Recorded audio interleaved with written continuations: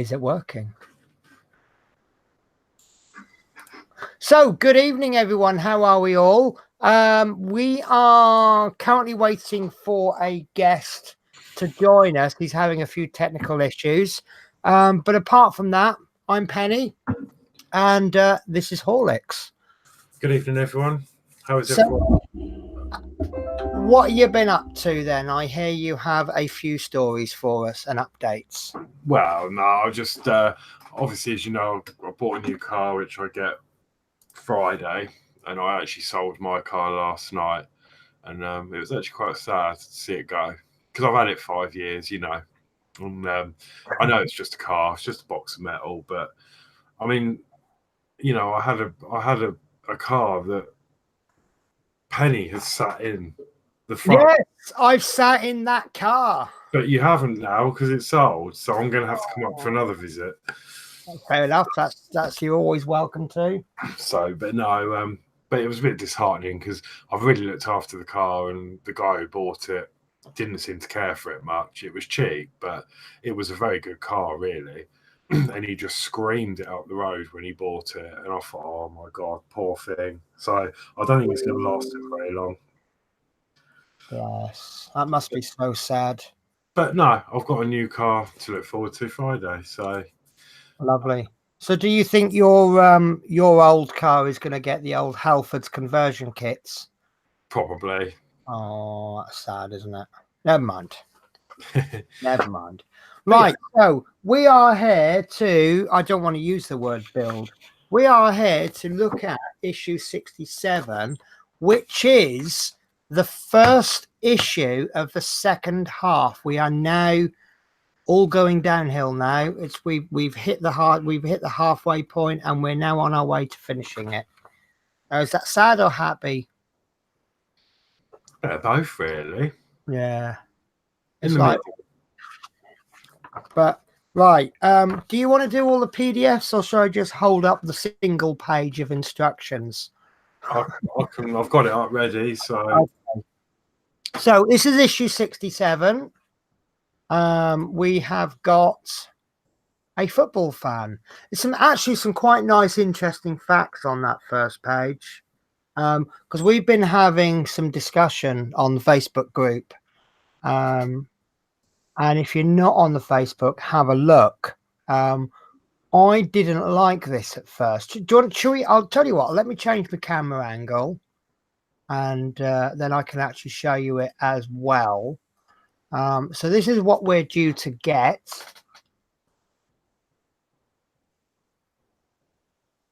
Sorry, Dave, I don't get that. Wasn't 66 the first one of the set? No, because yes, you're right. Yes, sorry. Yeah, no. Yeah.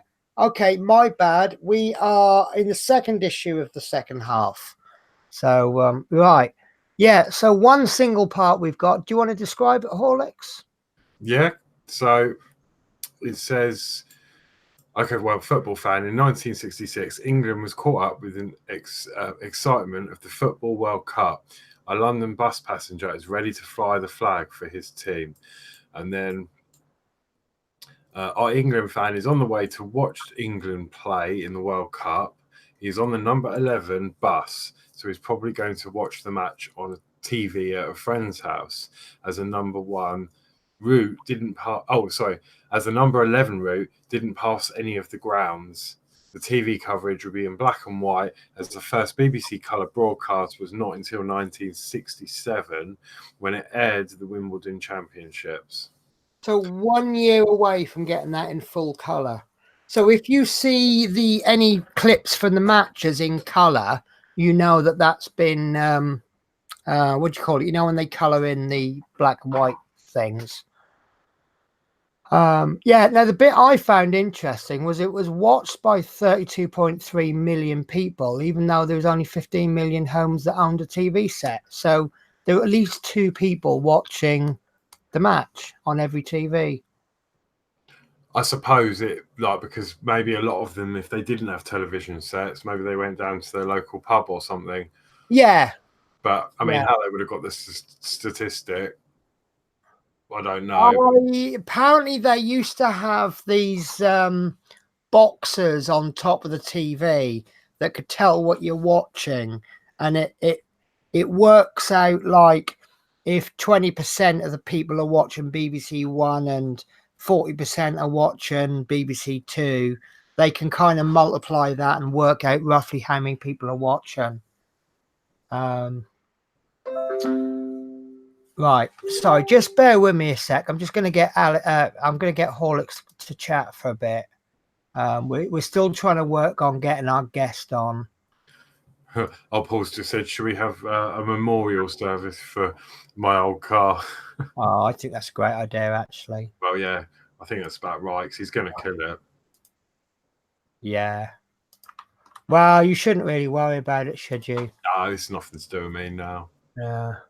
So one of the comments that I've seeing a lot of, and this was my first comment. I'll show you the photo, the actual model.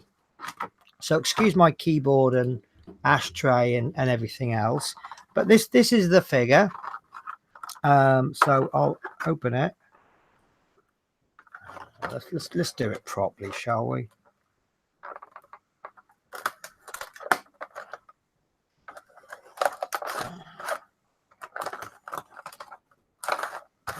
These aren't quite so easy to open as the plastic bags. So this one is actually, well, this one I'm probably going to keep, but the other one is going to be going to Adrian, who is very kindly buying my figures off me because he liked extras. I tell you what, I've done really well with them as well. So this is him. I'm a little bit of a, obviously I paint figures, so I can find fault in this, but on the whole, I think that's a really good figure. But the issue that I had was this Union Jack flag. However, there were discussions on Facebook today, and someone's actually posted a picture of the fans at the game, and that is the flags that they flew. So now I don't know what to do, because if I wanted to change that to a St. George's flag, all I'd have to do is just paint these corners white, and then that would become the Union Jack, the St. George's flag. But because it was a much different era then. Everyone was all civilized and lovely, and there were no fighting, and everyone was all organized, and they marched in file. That probably is a lot more accurate than we think it is. What do you think, Horlicks? Yeah, I mean, as everyone knows, I mean, I am absolutely useless with football anyway and things. Yeah, I mean, it does add a dynamic to the bus. But yeah, I mean, I actually quite like that. You know, I've said all along, I mean, because I subscribe, I think it's a nice touch to get these models. But yeah, you know, I understand the other side of the argument with people, especially getting them from the shops. You know, you're supposed to be building, and then you get that, and then there's nothing to do. But I mean, for me, I really like it. It's a nice touch. I don't think it's going to be in the bus somewhere, so I don't think you're going to see it at great detail. I don't dislike them, and to be honest with you, the more figures we're getting, the more I'm quite enjoying it. You know, we've got the City Gent, so that tells us it's a bus based in London. You know, executives are travelling on it. We've got our Twiggy figure, which is, you know, showing us the fashions of the time. Bit of a revolution with fashions, wasn't it? We've got the lady whose name I've forgotten now. The old lady. Oh, Twiggy. No, the old lady that we named in the competition, and I've completely forgotten now. Oh, Mrs. Smallbone, Miss Smallbone. Yes. The ex Clippy, but Mrs. Smallbone. That's it. So we've got her, you know, and now we've got this guy showing us that football at some point was important. You know, and this bus isn't just a bus anymore. It is actually a piece of history. They've taken one of the things I used to use to describe my family tree is the names on my family tree are the twigs and the branches. But when you start to put stories behind them, their occupations and why they did what they did, that's adding the leaves to the tree. That's kind of how I would describe these figures. You know, it's not just here is a bus, bum, bum, bum, bum, bum. We have a little time capsule, if that makes sense. Mm. So that's this week's issue. Does anybody want to add anything? Is everybody happy with it? I mean, the thing is, just because something is the way it is, you don't have to be happy with it. You know, I'm not really liking the Union Jack flag, but that's the way it is. Yeah, I think because obviously I mean, I think anyone that's really into their football and that, and you know, you would perhaps see something error or fault, but I mean, as I say, it's difficult. I mean, I just never been into football, so to me, Yeah. I wouldn't know it. I wouldn't know the difference. I But, wouldn't but know. that football fan is going to be one figure of many, and football is a small aspect of entire life. You know, to some people, it's really, really important. You know, football's important to me. It's not the be all and end all, but there's some people that just really don't care about football, and they appreciate that it's there in the corner, and you know they won't bother it, and it won't bother them. You know, and that's but really, this is going to be one figure of many. And have we worked out how many figures we're likely to get? Does anybody want to do the yeah, Fleetwood J says he thinks it complements the bus. Yeah, it's turned it into a time capsule. You know, we've got a weirdly dressed woman. You know, you wouldn't see me dressed like that. But that's how people dressed in that era. We've got the city gentleman, who actually, that's quite interesting because he wouldn't look out of place in 2019, would he really? No. So even though he's a 1960s chap, the only thing that looks a bit odd in modern, you don't see so many people smoking pipes of his age. Mm. That's the only difference. And then you've got Mrs. Smallbone, who is, oh, here she is. And again, she wouldn't look massively out of place in a modern bus. So that's one thing I'm finding interesting. In fact, that handbag, I'm pretty sure I've seen that handbag today.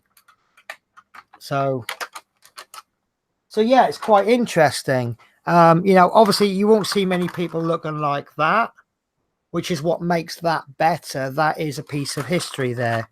So yeah, I think my attitude is slowly changing with the figures in that I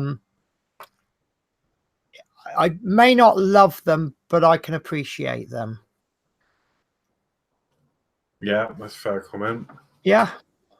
So would anyone like to see what's coming next week?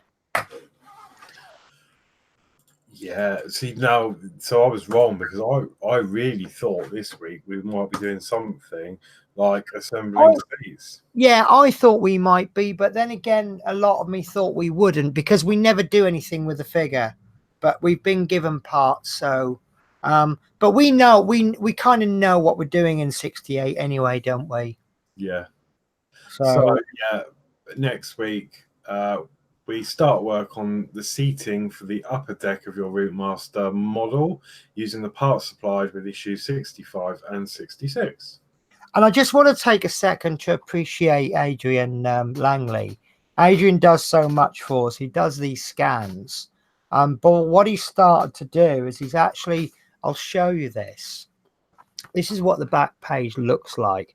He actually takes the time to take the image and then take the description and then just moves it so that it's all in one page. Just makes it so convenient. So thank you very much, Adrian, for that. Yes, brilliant.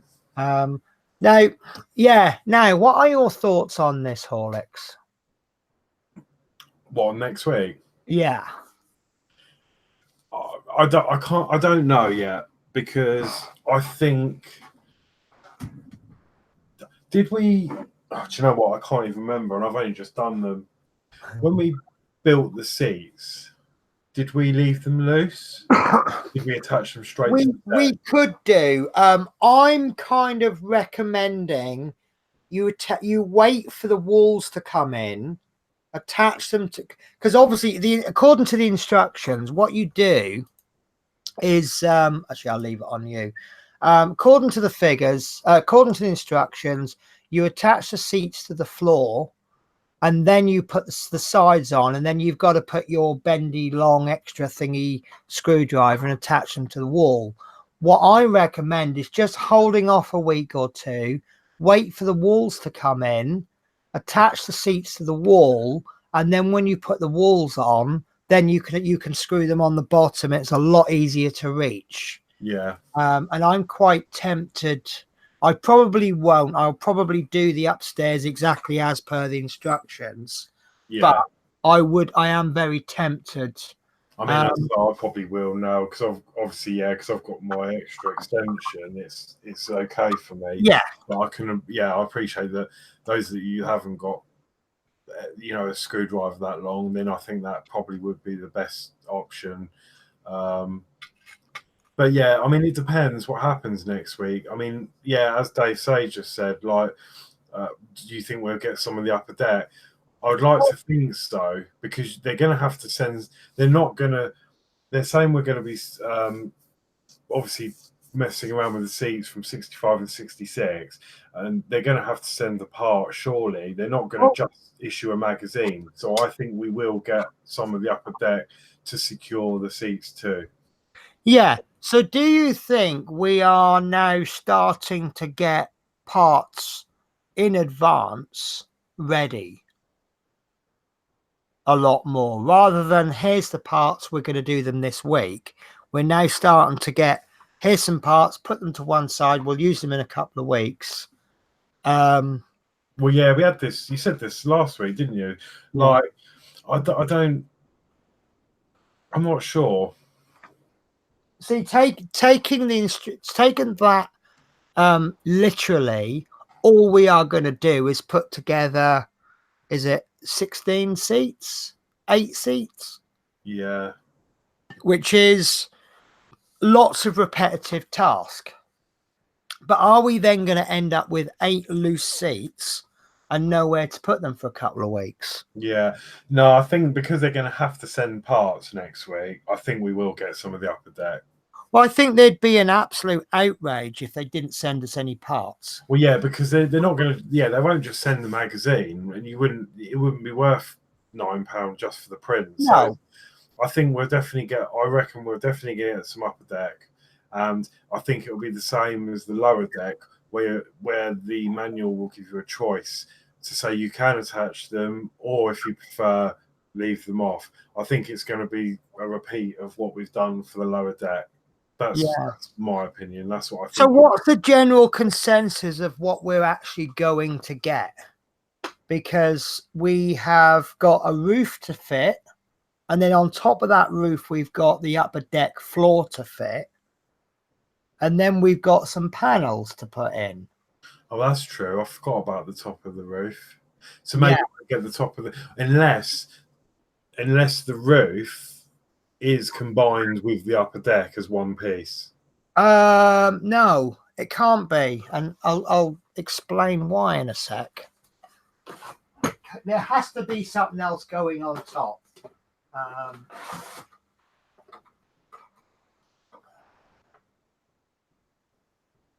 Right. This is the roof. Now, obviously, from that point of view, it looks lovely. Yeah. From that point of view, you can't. There's nowhere to put the seats, and B, you can't have all these LEDs as part of the floor. No, but what I mean is, it might be one complete unit. So you've got the shape, because obviously we've said that it's going to have to be shaped. Whatever's going to fit on the roof. You mean it'll be one piece? Yeah, it will just sit on there with the upper deck detail on the top of that piece. Yeah, what I've noticed is I'm really trying hard not to get the bus. Are we able to sort of look at yours from where you are, Horlicks? Your bus? What do you mean, like? Can we just use your bus in the background? I'm going to try and describe what I'm trying to describe, which isn't I'm not great at describing stuff.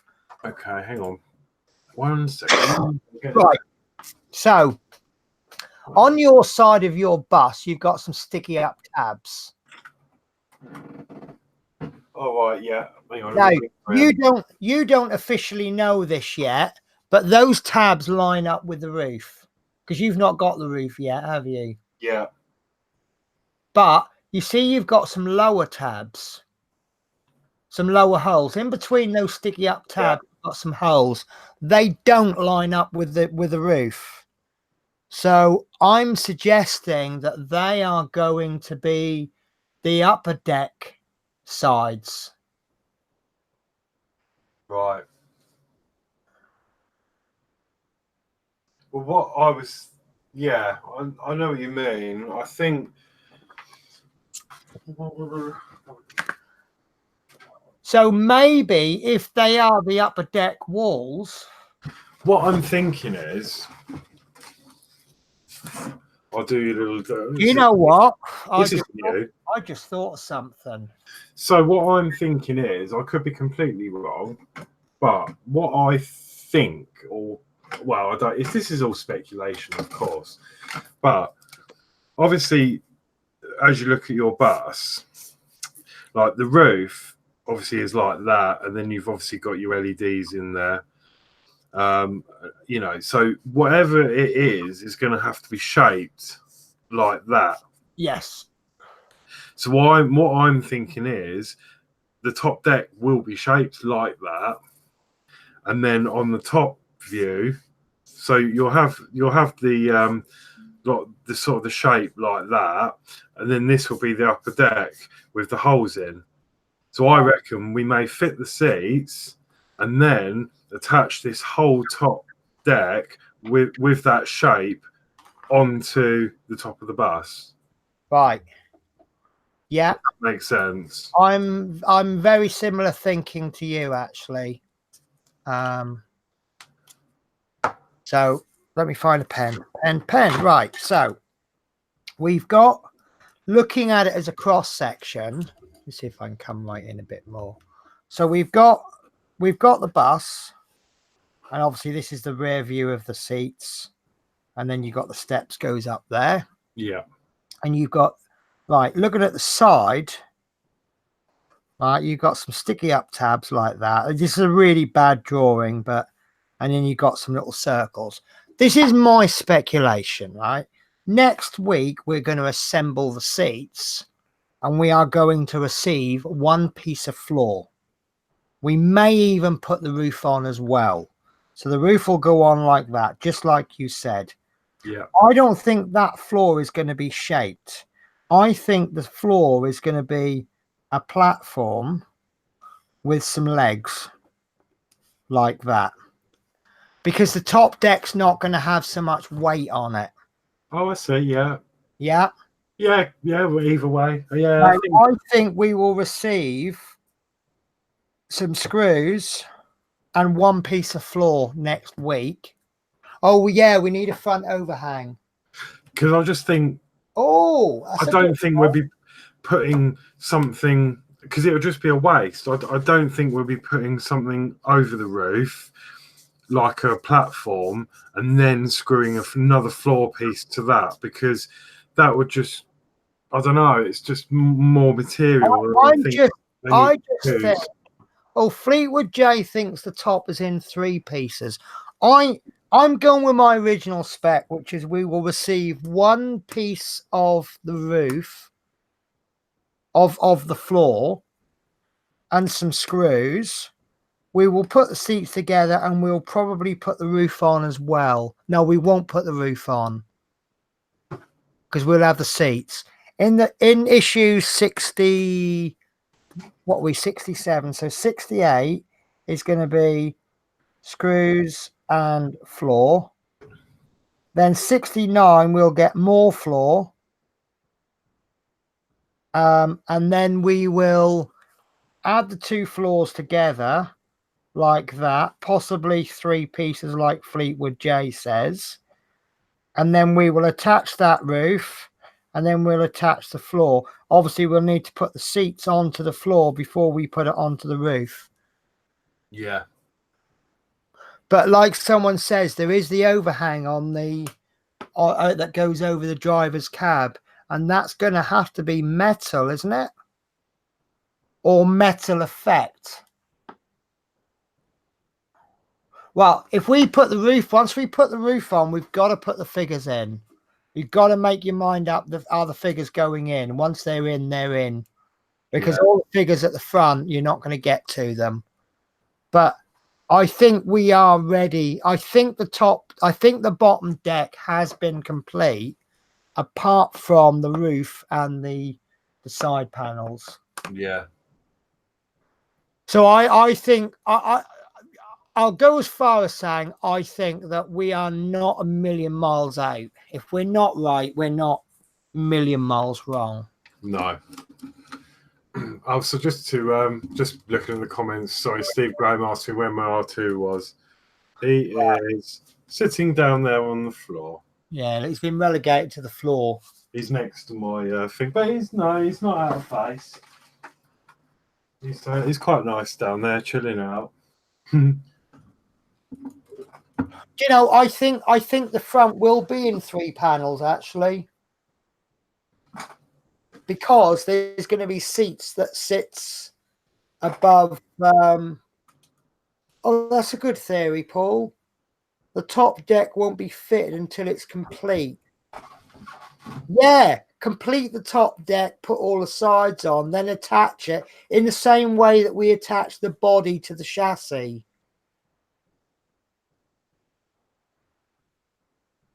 You know, we completed the lower deck and then we attached it to the body, didn't we? To the chassis. Yeah. With 15 screws. Paul seems to think we're going along the lines of that with the top deck. So we'll complete the top deck, then we'll fit it to the lower deck. All right, yeah. I've got a lump in the middle that won't shift. A lump? Yeah, I've got a bit of a lump.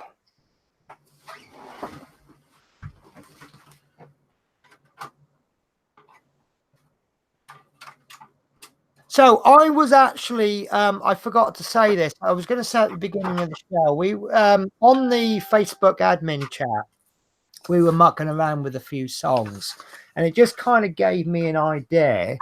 What I'd like everyone to do is, if you could take an iPod back in time, what songs from that era would you be listening to? So I'm going to chuck one song in, and that is, I've forgotten his name now.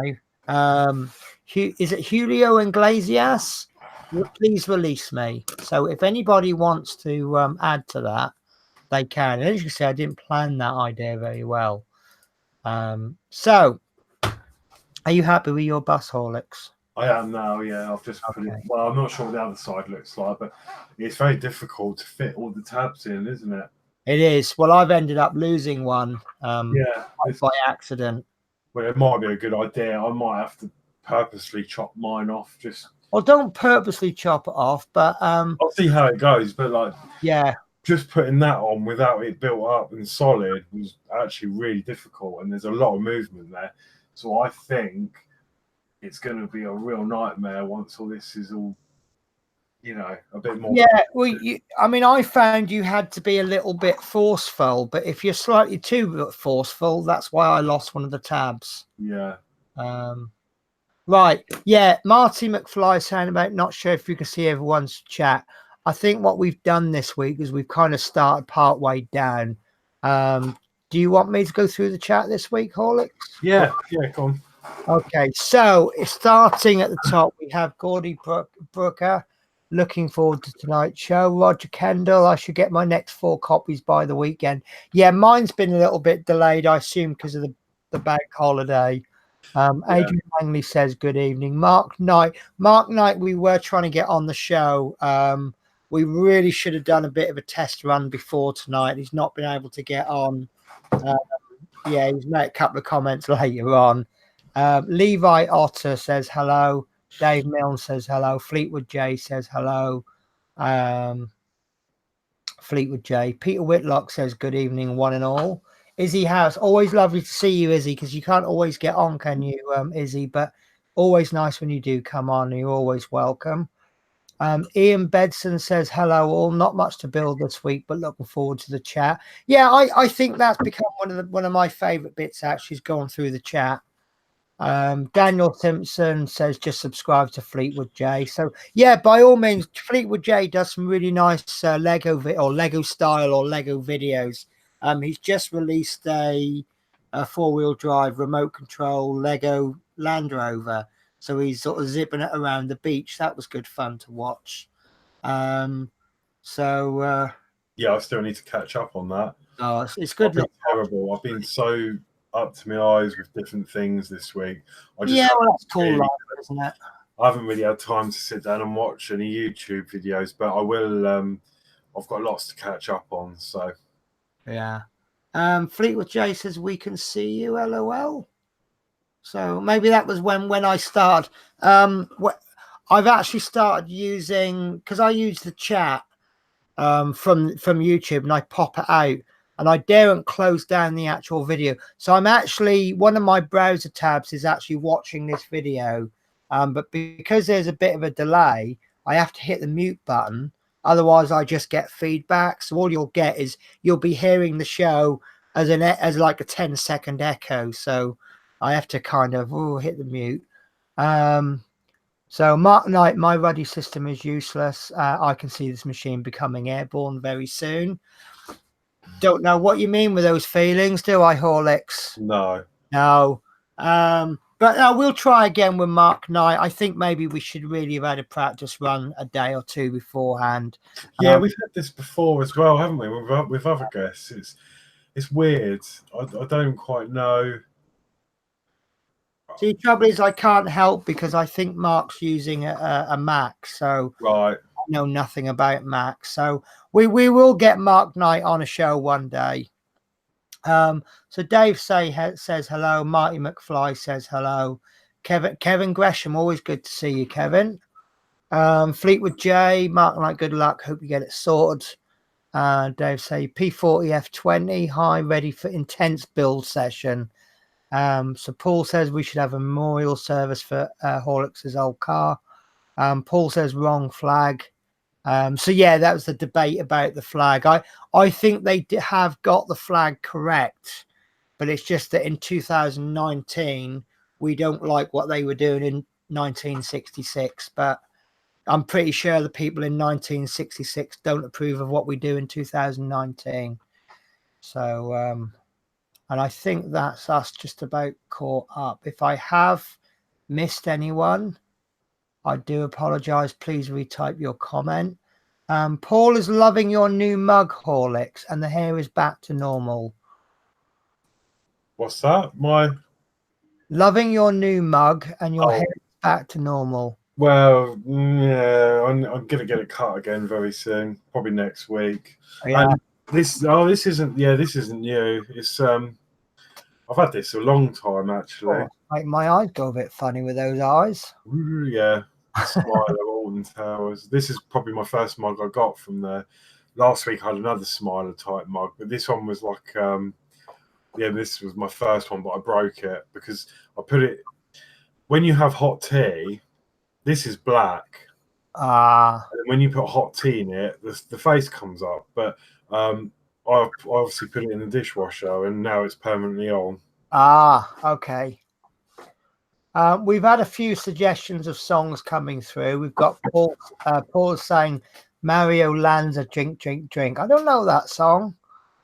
Gordy Broker, I have a lump to. Oh, yeah, this is the lump on the bus, you said.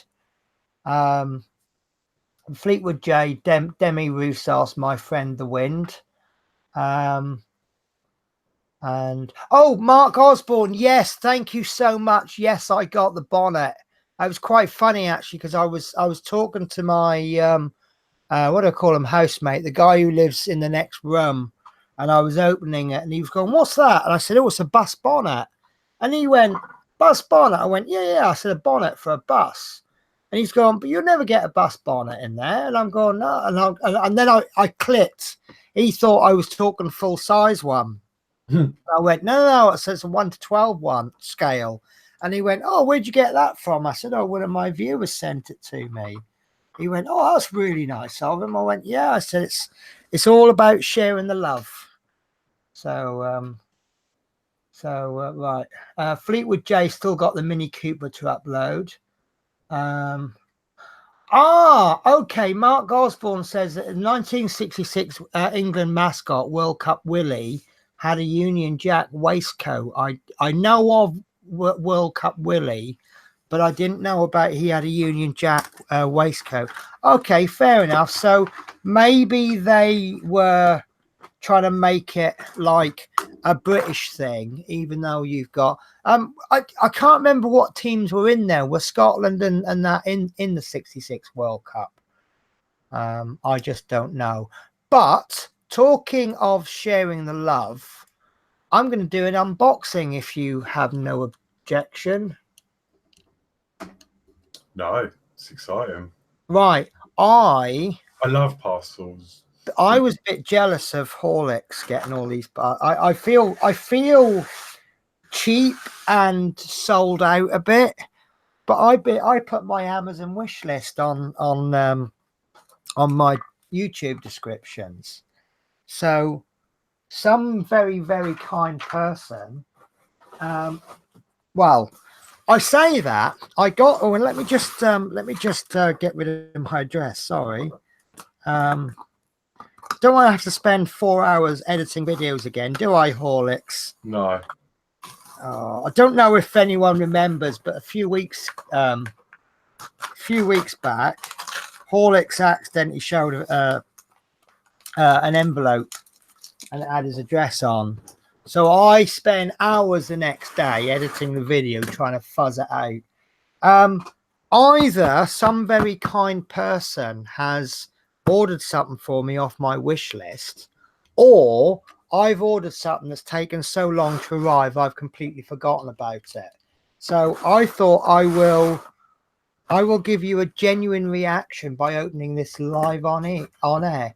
Mark Osborne says that sees that D'Agostini has released the X-Wing.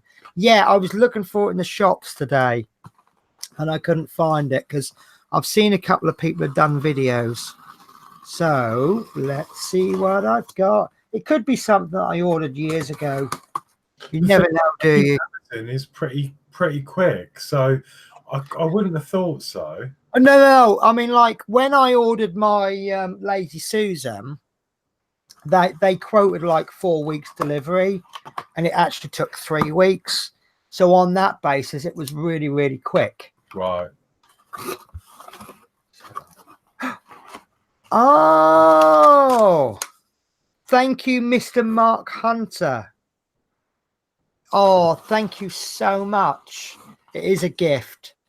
I didn't know this is the first gift I've ever received. So, oh my God. Oh, brilliant. Thank you. Right. I'll tell you what this is. This is a double experiment. This is a 1 kilogram spool of PETG filament. Now, it's Amazon Basics, which is the cheaper one that they do. Now, Amazon Basics have had mixed reviews. It's very, very cheap, but when I say cheap, I mean inexpensive. But apparently, it's all right. Now, the bigger something is, the more negative reviews you're going to get, aren't you? That's just the way things go.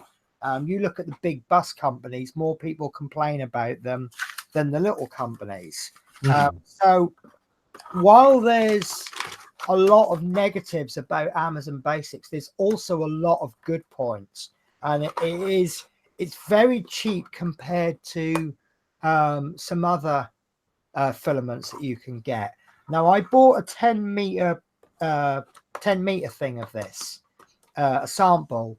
And because I was having problems with my printer, I actually failed.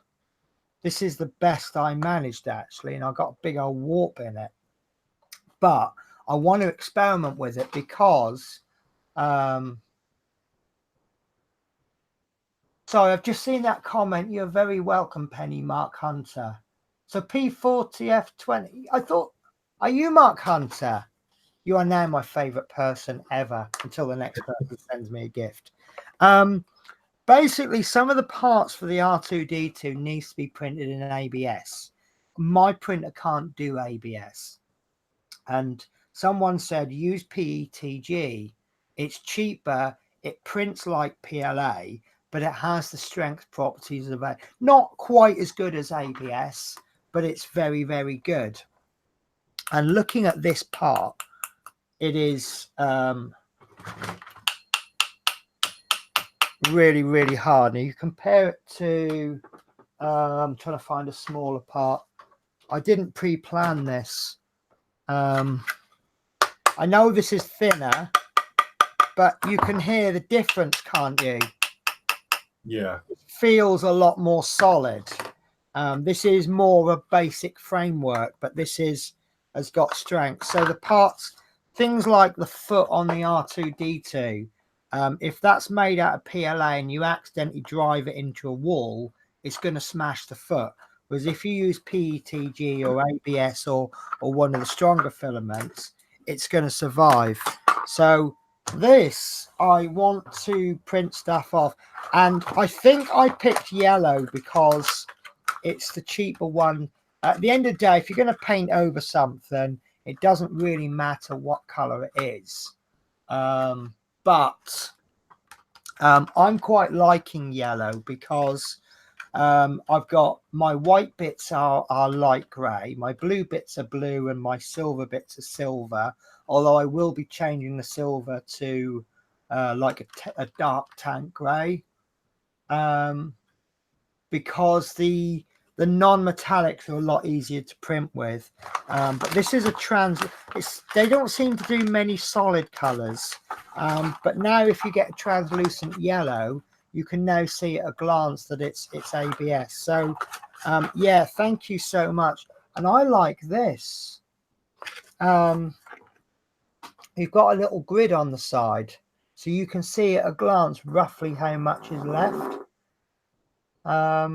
What I'm actually going to be doing with my other filaments, I'm actually going to be weighing an empty spool, so I know what an empty spool weighs, and then I can just weigh the spool then. But yeah, thank you so much. This is absolutely amazing. Amazing, isn't it? I say, like me, like I'm just stoked to. I mean, I've had three or four gifts come through for me, and it's just absolutely. I don't know. It's just amazing, just the feeling. Well, I've never printed properly. I mean, this is the best I've managed with PETG, and it's not come out well. But my printer was being very sick. You can see how warped that is. You can't see how warped that is. That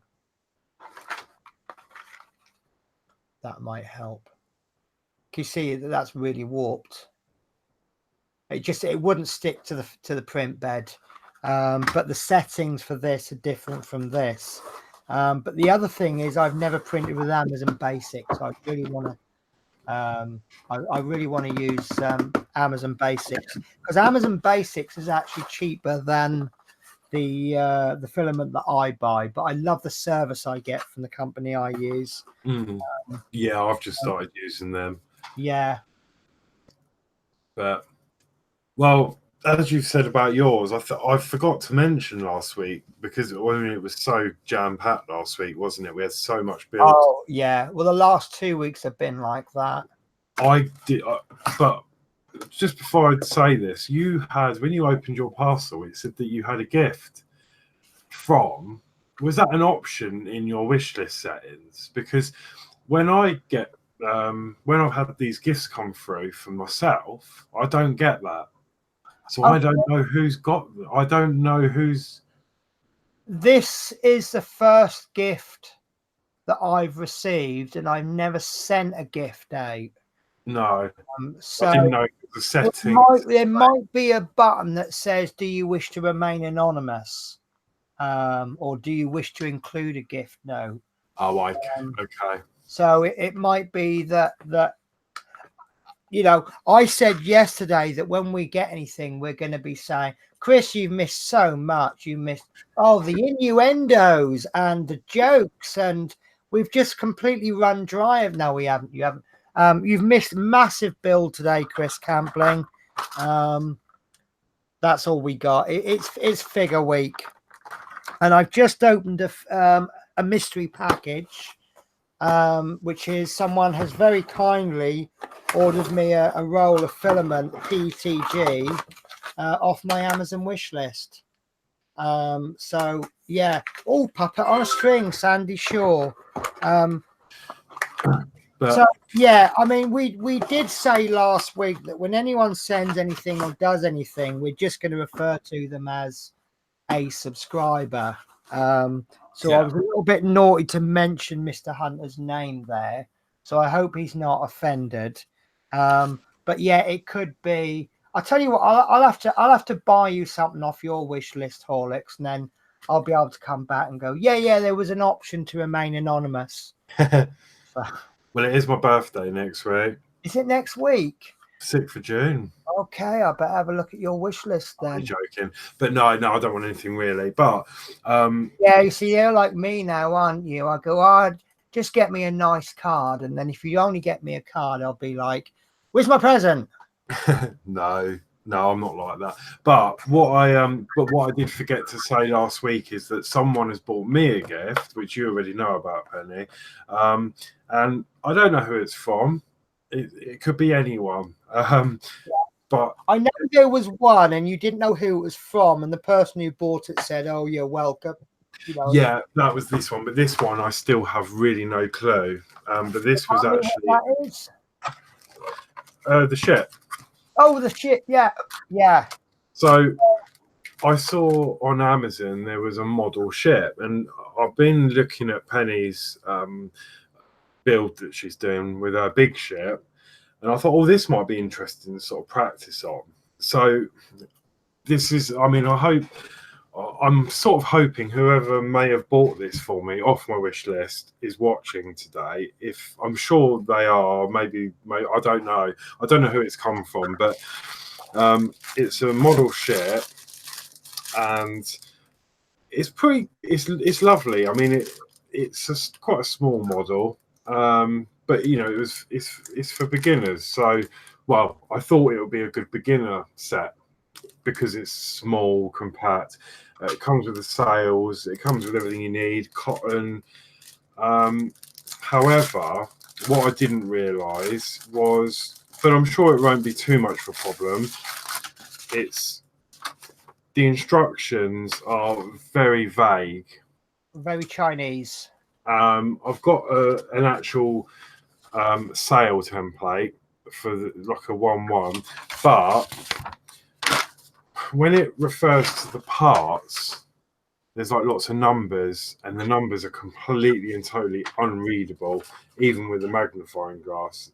There's just dots in the circles, so I don't actually know what any of the parts are. So I'm absolutely so stoked that this has come through, and I am looking forward to doing this. However, the purpose of it was to put it on my YouTube channel. But just whoever bought this for me, please forgive me if I mess it up. That's all I'm going to say, because I've never built a ship before. It wasn't, it wasn't expensive. Well, it was, but do you know what I mean? It was. I think it was reasonable for the kit, but obviously I'm now worried about the manual, so I'm going to give it a go. But I'm just going to have to sort of try and use some common sense, I suppose. So yeah, I'm going to have a go at it. But whoever did get this for me, thank you so much. But it will be like a practice piece for me. So I don't know how it's going to come out. Discussion that we had pre-show and last week and the week before. If I had bought that for him, it would be to give it his best shot. If it comes out perfect, fantastic. If he completely balls it up, not a problem. He's given it a go. So I'm going to pose you the question. Just pretend for a moment that you were the one who bought it for him. What's your viewpoint? If he mucked it up, are you all right with that so long as he's given it his best shot? Or would you be disappointed if he didn't do it very well? I suspect I know what you're all going to say, but I will put that question out because what I'm trying to get across to Horlicks is, in my opinion, and we all have different opinions, if he gave it a go and cocked it all up, that's fine, because so long as he's better at shipbuilding afterwards than before he built it. Marty McFly is suggesting you take a picture on your phone and then blow it up. It might help you read the instructions.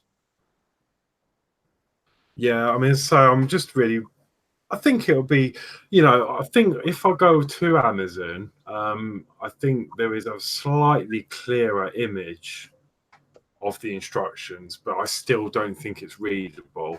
Right. But I think it'll be all right. But obviously, I just worry because someone's bought this for me. Yeah. I'm sure they'll be fine. When someone buys you a gift, you want to make it absolutely perfect. Yeah, I don't want to mess it up because I would be. See, if I bought you the ship, I'm saying to you, if you muck it up, that's fine so long as you've given it a go. But if you bought me the ship, that exact same ship, I would be exactly the same as you are now. Oh, I don't want to muck it up. So I'm a little bit of a hypocrite in that sense, but yeah, Fleetwood Jazz, give it your best shot. If it didn't work out, then fair enough, you tried. As long as you're a better person after than before, then I think that's a success, isn't it? Yeah. Is there someone on YouTube who's made it, says Chris Campling? Oh, that's a good idea. I could have a look. Yeah. I mean, I think it's pretty... I don't know. I think it is pretty self-explanatory, really. Obviously, you've got the different pieces of the hull, and they're obviously the false kit would be really, really easy. Yeah, I mean, I imagine this is going to be the front, and then this will be sort of coming. That'll be the back, and then I think the sizes get gradual to the middle of the hull, and then it'll be the widest part. So I think and I can dry fit it all. If you look at these, they form a natural hull shape. Yeah, progression. Ones at the front. Then you've got a load that are pretty much the same size. Then they get a bit smaller as you go to the back. So yeah, as you see, I've not made a lot of progress on this, and in fact, I may actually be going into reverse. I'm just really struggling with this. It is very, very hard. Right, what's it called? I'll have a look now. The feed has frozen for me. I guess I have to watch it later. Oh no, we're not freezing on everyone, is it? Oh, the ship. I mean, if we can work that, I tell you what, that'd be even better. If we can work this out together, it'll be like a truly group build then, won't it? Yeah, let me have a look, because I did remove it from my wish list because obviously it was purchased. Oh, it's the... Oh, I don't know. Right, let me put my screen share on. I don't know much about ships. There you go. Sailing boat model DIY kit. Is that Asimo wooden ship? Right. Can you do me a favor, because I can't see two screens at once? Can you spell it to me? Oh, hang on, let me just get a new screen. I don't want to close down my stream in case I lose the chat. I'll put it in the chat. I can't see chat. I'm on YouTube. Oh. ASS. AISS. AISS. IMIO. Wooden ship. Right. I have got nothing. and this is the manual, but can you see, like, that's as much as I can zoom in, and just here where my mouse is there, the numbers are just, you just can't read them. Right, I can see like And 1, 2, 3, but it's really a case of it looks a little bit like. yeah, and the other thing is, I mean, I'm not, as I say, I'm not knocking this at all. I mean, I'm going to give it my best shot, and hopefully I can work things out looking at the pictures, hopefully. But there is no instruction on doing the rigging for the sails or anything. It doesn't You really. know what? Mine is the same. Mine is actually awful on the rigging because the first stage actually does good, thorough instructions, and then the second stage it just does pictures. No, I look up Asimo wooden ship, and it comes up how to build a ship model planking, model ship planking part 2. So can we assume from that it's, yeah. It also says in children under the age of 6 should be accompanied by adults, but I don't think a child is going to be able to do this. I think that's probably more a case of if you want to do it with your family. Yeah, I mean, I'm really, really. That's what it looks like on the. That's what the completed model looks like. And I think it does look amazing. It's a lovely looking ship. You know, and I could be able to sort of maybe even work from this photo. Yeah. Can you just go back to that instruction again? You had a set of instructions. Yeah, this one. I think there was another one. Yes. I saw one. Move across to the right. Oh, back to the left. Yeah, looking at that top left, I think you can work the false keel out. Has the false keel plates actually got numbers on them? The what? The false keel. The actual keel plates. Has that got numbers on them?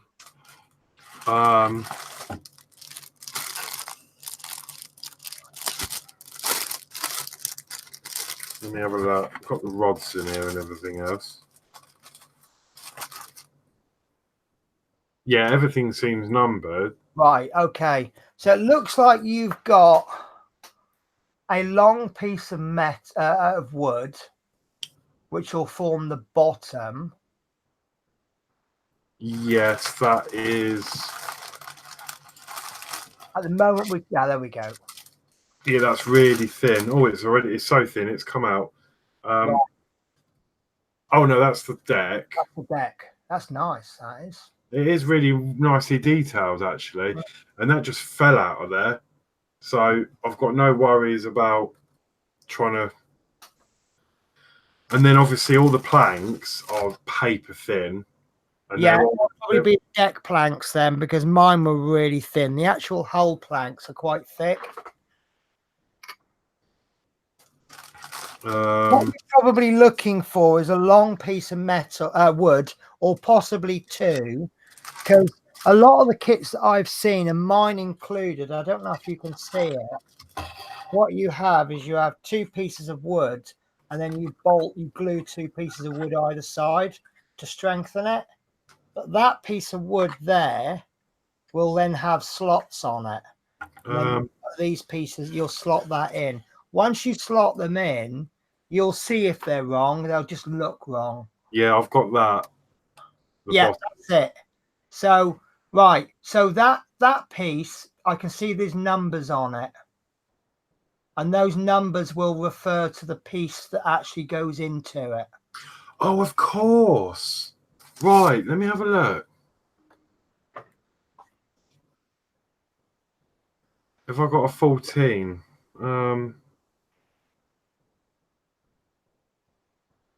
Yes, I do. Right, so that's that bit sorted out. So the it's like saying by numbers. You just match numbers up. Yes, yeah. The only thing I'll say is get yourself a set square. You will want to make sure they're 90 degrees. If they're just a little bit out, the deck won't fit properly. Right. Yeah, But that's amazing. I bought, it was only a few quid. This, you're going to laugh at this. I bought ages ago, well, a little while ago, a marker thing. This is for marking a line on the hull. Right. Now I've got loads of flashy equipment, stuff that does this, that, and the other. And this is completely useless because I didn't own a pencil sharpener, of all things. Right. So I had to go and buy a pencil sharpener, and I couldn't find a pencil sharpener on its own. So I bought something that I can't find. Because you know what my desk is like. I actually bought the Oxford math set. You know the set you used to take to school with you? Oh, I've got it. It's buried under a load of stuff. Yeah, believe it or not, I couldn't find a pencil sharpener, so I bought this. This is about £3 or £4 from Tesco's. And it includes some triangles, which are actually invaluable for shipbuilding. And it includes a pencil sharpener. All right, yeah. So that's what you want. Make sure those angles are 90 degrees. So once you stick that in, you'll get your set square up like that, and you'll make sure that sets. Oh, brilliant. Because if they're just a little bit out, I mean, it'll still work. The cheaper glue that I'm still. Do you remember on the video I was saying, oh, I might need some glue first after doing the workbench? Because I was chucking the glue on, wasn't I? Yeah. And then I realized after doing the next bit, you really don't need an awful lot of glue. So I've hardly been using, and I've got probably about as, it feels like I've got as much glue left now after doing all of this than when I started it, because I've just hardly used any at all. But you will find, what I found, that if you glue something in just slightly off, it'll just be, if you move it gently, it'll flex a little bit. So it's not. I also got one of these. Oh, cool. Yeah, I remember that as a kid. Yeah. But no, that looks better. I mean, I think, yeah, you match some of it. I don't think that's relevant for the whole build, but I can certainly get the framework done, and then whatever follows. So well, while you're doing the basic hull, you can then start looking at other bits, because you'll glue bits on, and then you'll go, right, I can't go any further because I've got to wait for the glue to dry. Yeah. I mean, if you can get clamps and things, that's going to help you a lot. But I think you'll manage without, and you will want some kind of stand. It doesn't have to be as flashy as one as mine, but to be honest with you, I'm pretty sure if we got a couple of scraps of wood, we could build one quite easily, or 3D print one. So, Chris Campling's just found a picture of the instructions. They are numbers. Yeah, I'm just looking at that. Yeah. So, but see, thing is, I mean, with it looks to me, I'm not knocking this ship, but it looks like some Chinese company has copied it from an original manufacturer. So their instructions, rather than actually printing the instructions, they photocopied them. And obviously, the more you photocopy it, the more it degrades a little bit. Looks like that's the way they've done it, or photocopied the original and then photocopied that. So, yeah, I don't want to use the word stolen or copied or anything like that, but along those lines. I mean, there's nothing wrong with it. People have difference of opinion with Chinese stuff. You know, like the Lepin Lego. I personally love it. It means that I've got access to Lego kits that I wouldn't have had otherwise. You've got access to a ship kit that you wouldn't have otherwise. Because if that's a tenner, then to buy the original, you're probably talking about 100 quid. So yeah. So yeah, Mark Knight says they're usually made of balsa wood. It depends on who they're aimed for. I've actually got a book. It's not a great book, but I feel a bit ripped off with this. I bought this. I thought it was going to help me build ships, but actually what all it really is they've built about 8 ships, and it's really more a guide of this is how I made it. But in here is either in here or somewhere else. There's a guy goes through all the different all the different types of wood that they can use, which woods are best for decks, which ones are best for the hull. And they say that the balsa wood is very good for a beginner because it's more workable. And apparently the experts say you'll work your way up from balsa, but there are a few people that actually still use balsa because it's a good wood to work with. These planks that I've got with my ship, going by the color only, because I bought some replacement planks. These come in 1 meter lengths, but they said they do reserve the right to cut them in half. Tell us if you don't want them cut in half. So they've cut mine in half, which is quite useful. But going by the color alone, this is walnut, and I would say these are walnut. But I'm not a wood expert, so why, you know, what difference that makes. But I suppose a harder wood is going to be harder to bend, isn't it? But maybe when you've bent it, it'll stay in shape better. I don't know. So Chris Campling, yeah, you've started doing the Statue of Liberty. I haven't got around to watching it yet. Now I have seen a guy called, is he Brickitect or something like that? I think he does a lot of Lego with his son, and he's done the Statue of Liberty, and it's got a very flat face. It's quite bad, and apparently there is a face mod. So I really look forward to you doing that, Chris Campling. And I also owe you a big apology, Chris, because I fell asleep Monday night in bed, and then I realized it had gone 8 o'clock.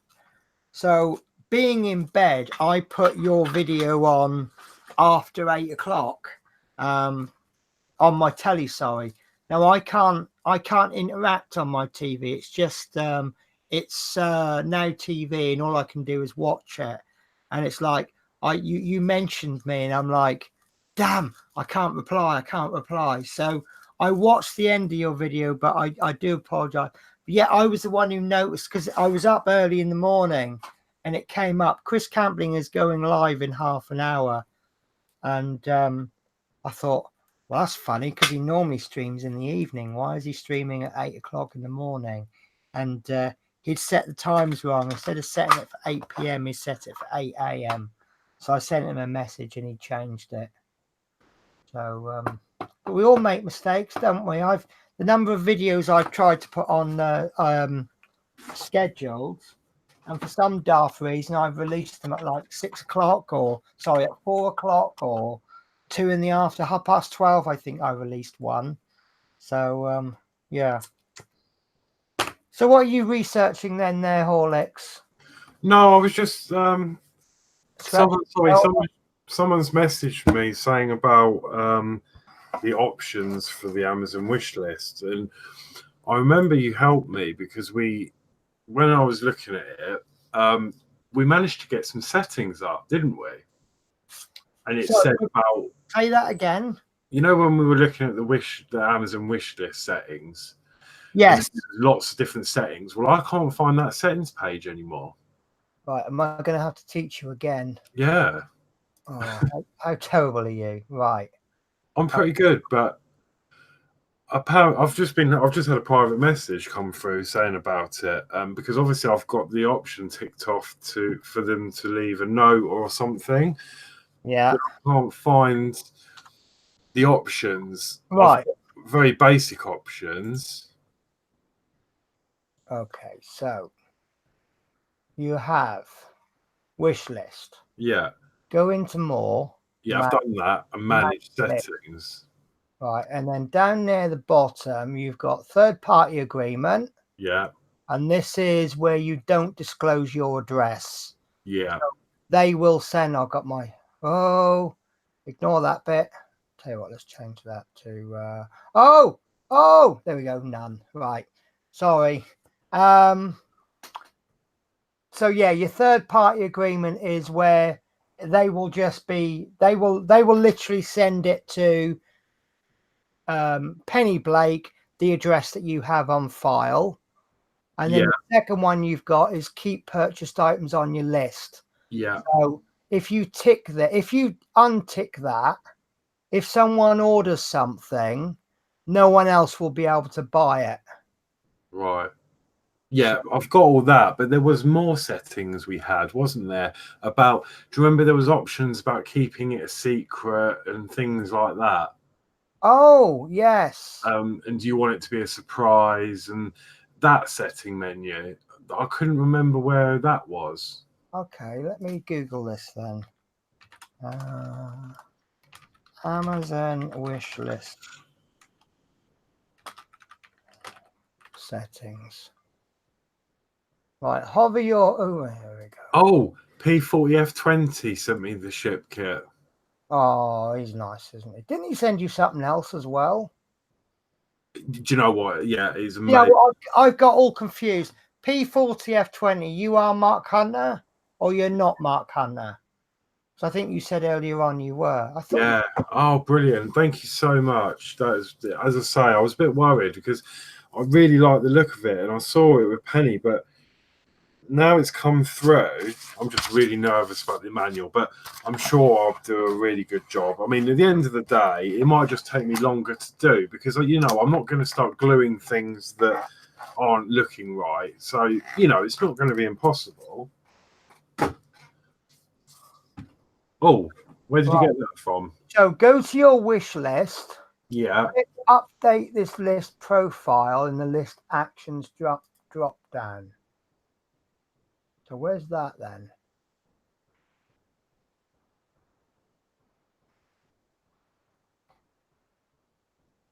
Oh.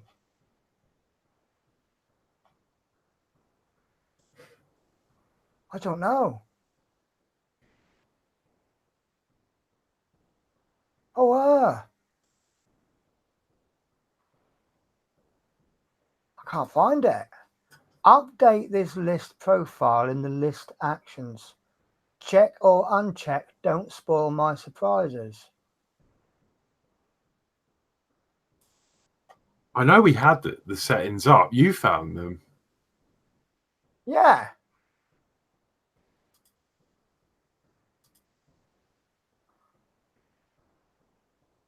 Manage list. God, don't you hate it when you you used to know something, but now you don't?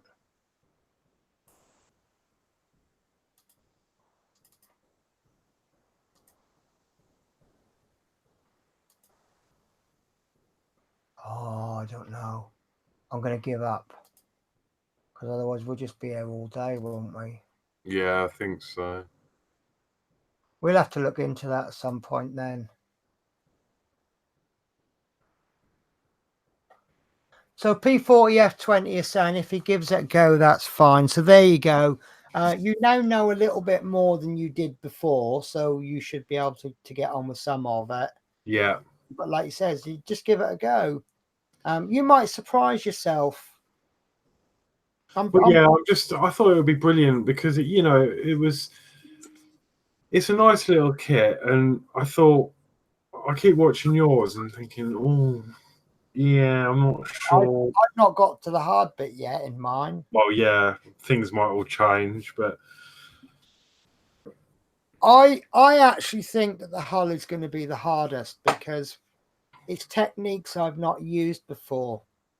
Once I get to things like the mast, that's just going to be sanding, but it's going to be you applying the same technique you've used before, but in a different way.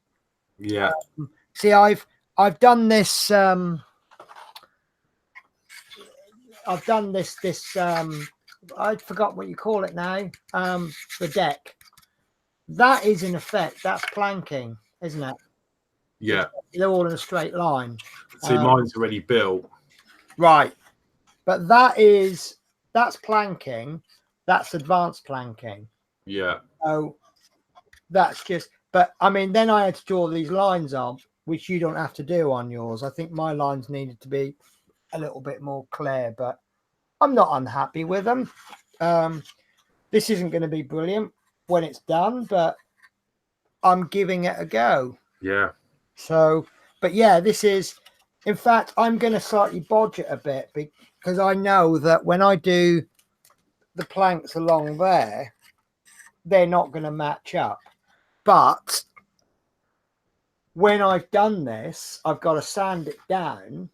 Then I've got to fill the gaps in with wood filler so that I've got to get one smooth surface. So it actually doesn't matter how I put the bits of wood in. I can put little bits in going across if I want, so long as when I finished it and sanded it, it's all smooth. Yeah. So if I end up with little triangles, what I'll then do is get little bits of scrap plank and I'll cut them into triangles to fit. And then all you're basically doing is you're literally bunging the hole up. And the more you bung the hole up, the less filler you have to use.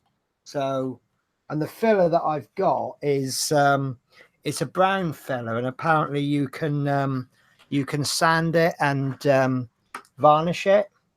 So if you use it correctly, you can actually varnish over it, and it'll look like the wood.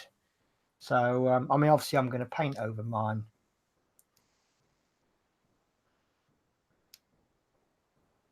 Mark, next week we're actually. Oh, that reminds me, Dave. Say, are you happy to come on next week? Because it would be your turn. I don't know if you're still watching, Dave. So Mark, we'll try and get you on in another couple of weeks. We'll keep, but that'll give us a couple of weeks to practice. I just noticed I look really tired, don't I? I think I've got bags on my bags. So yeah, the innuendos are still coming in good and strong. Do you know, I had a load of good jokes for you today as well, and I can't remember one of them now. So, what are those ones I said before the show? There's one about, oh, my friend, he's got this problem. He can only talk in Tom Jones lyrics. And I said, was that rare? And he went, well, it's not unusual. Bob. So yeah, you said that right at the awkward time because my speakers went off again. Probably just as well, actually, Horlicks. You didn't get to hear it then. Yeah, I didn't. It's always. Oh. You wouldn't have got it anyway, Horlicks. You never get my jokes. Oh. So, Gordy Broker thinks it's funny. I'll tell you what, I've got a bit of a naughty one, slightly naughty for you. There's a man and a woman in bed, and, you know, they've just done the deed and everything. And the woman says, I'm ever so sorry, I've got a confession to make. So the man says, oh, well, what is it? She goes, oh, I'm really worried that you won't have anything to do with me anymore once I tell you. And he says, oh, just say it. She goes, well, I used to be a Christian. So he says, oh, that's fine. There's nothing wrong with that. So she says, oh, good. It's so much better being a Christine.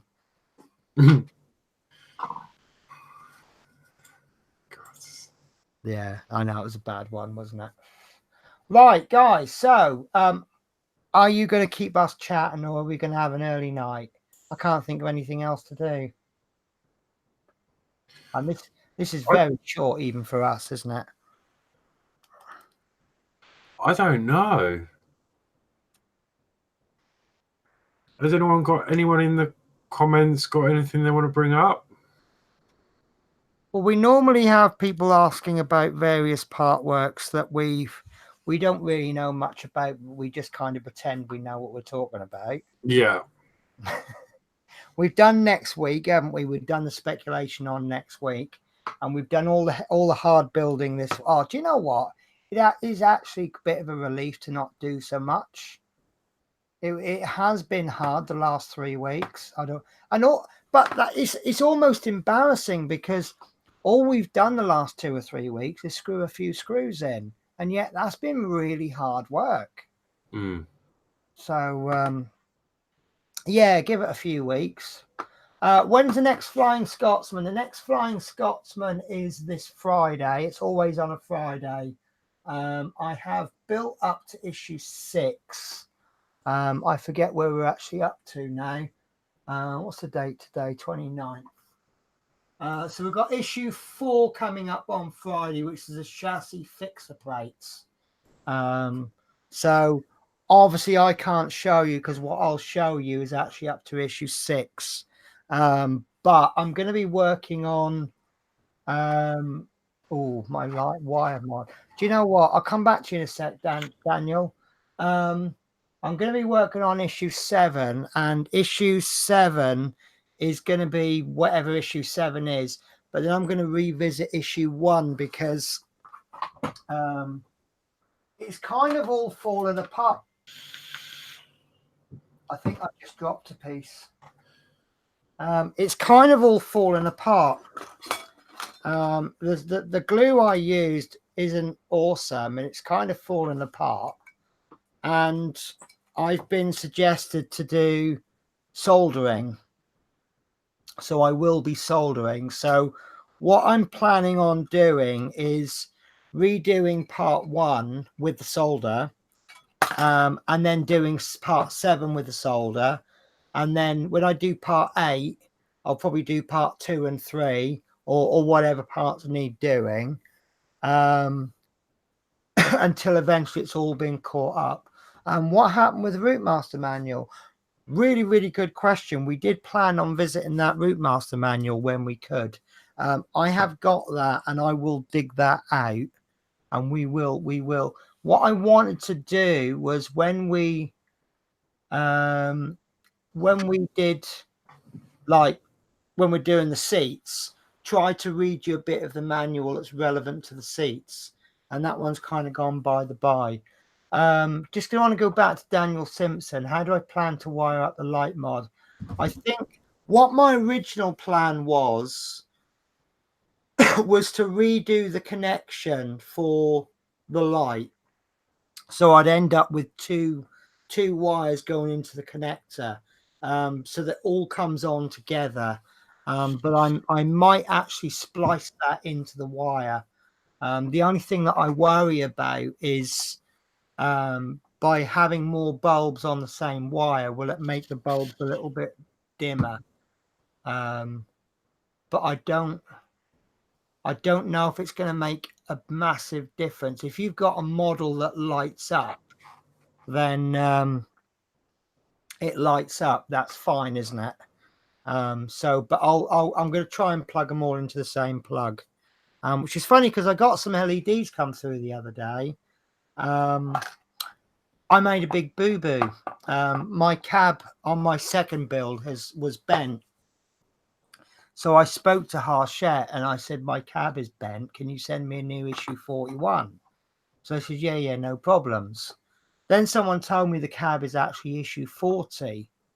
So I messaged them. I said, I'm ever so sorry, I made a mistake. It's actually issue 40 I need for the cab. I spoke to you about this, didn't I, Horlicks? Yeah, it was when we went to Chris's, wasn't it? Yeah. So I basically said to them, I'm really sorry. I said, I've asked for a new cab. It's actually issue 40. And we just kind of assume when we said cab, they'd know it's issue 40. So anyway, about a week ago, I got a new cab come through the post, issue 40. So I'm thinking, oh, brilliant. They sent the right one. And about 2 days ago, I got another package, and it was issue 41. So I've got some spare bulbs and some more head. I've got more windows now.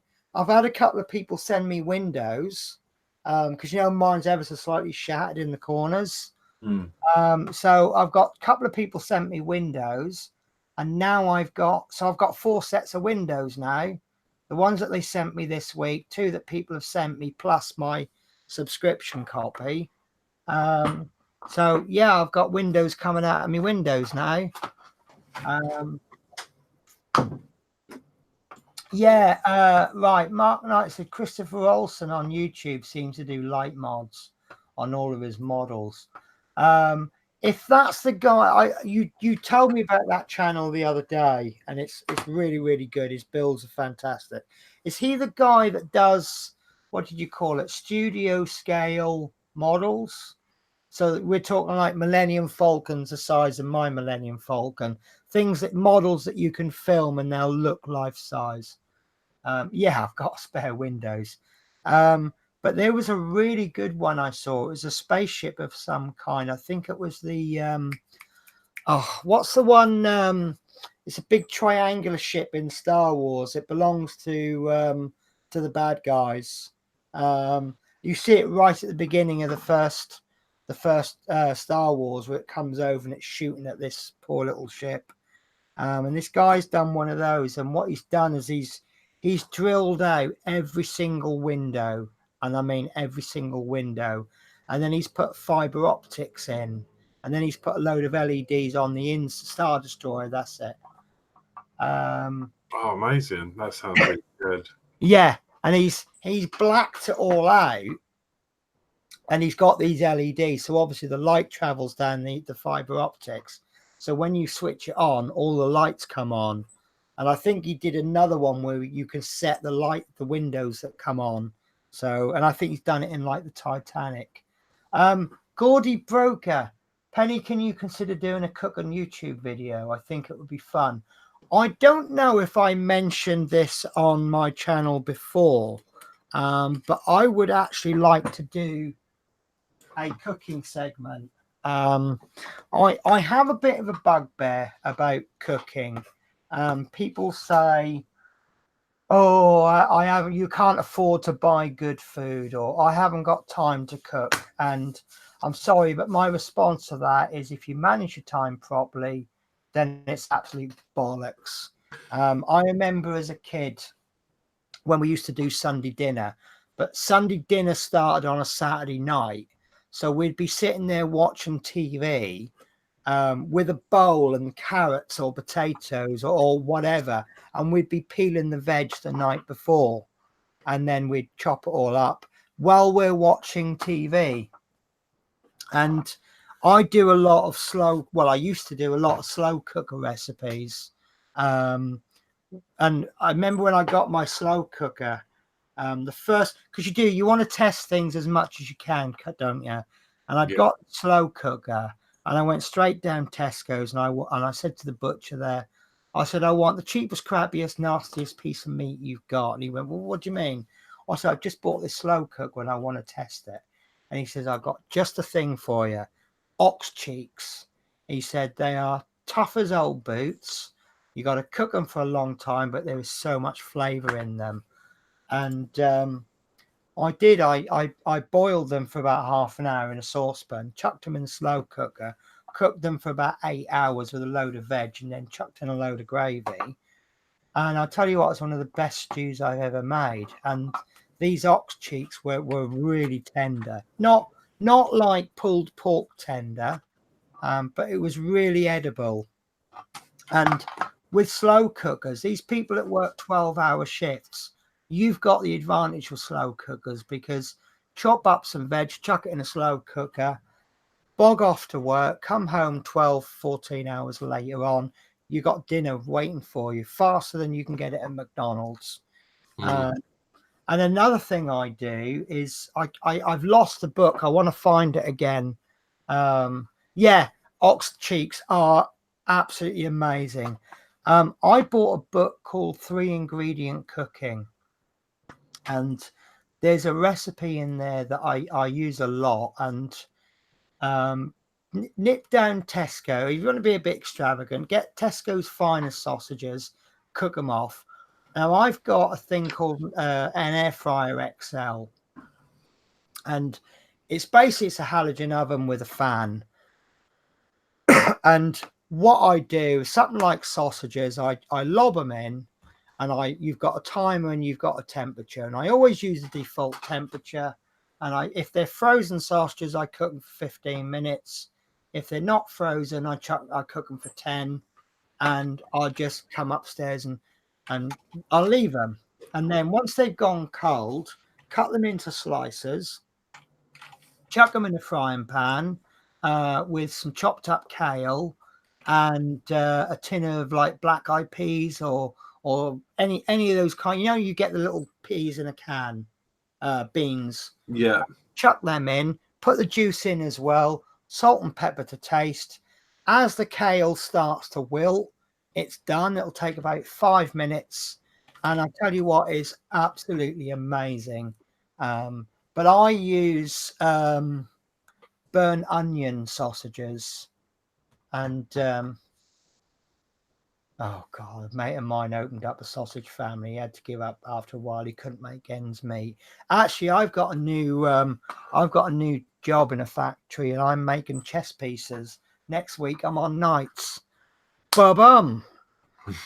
So, but yeah, there's so many recipes out there that good food, which can be made easily. And I thought maybe if I can do like a recipe of the month, that's the one. Caramelized onions. That's it. Burnt onions caramelized. It's the same thing, really, isn't it?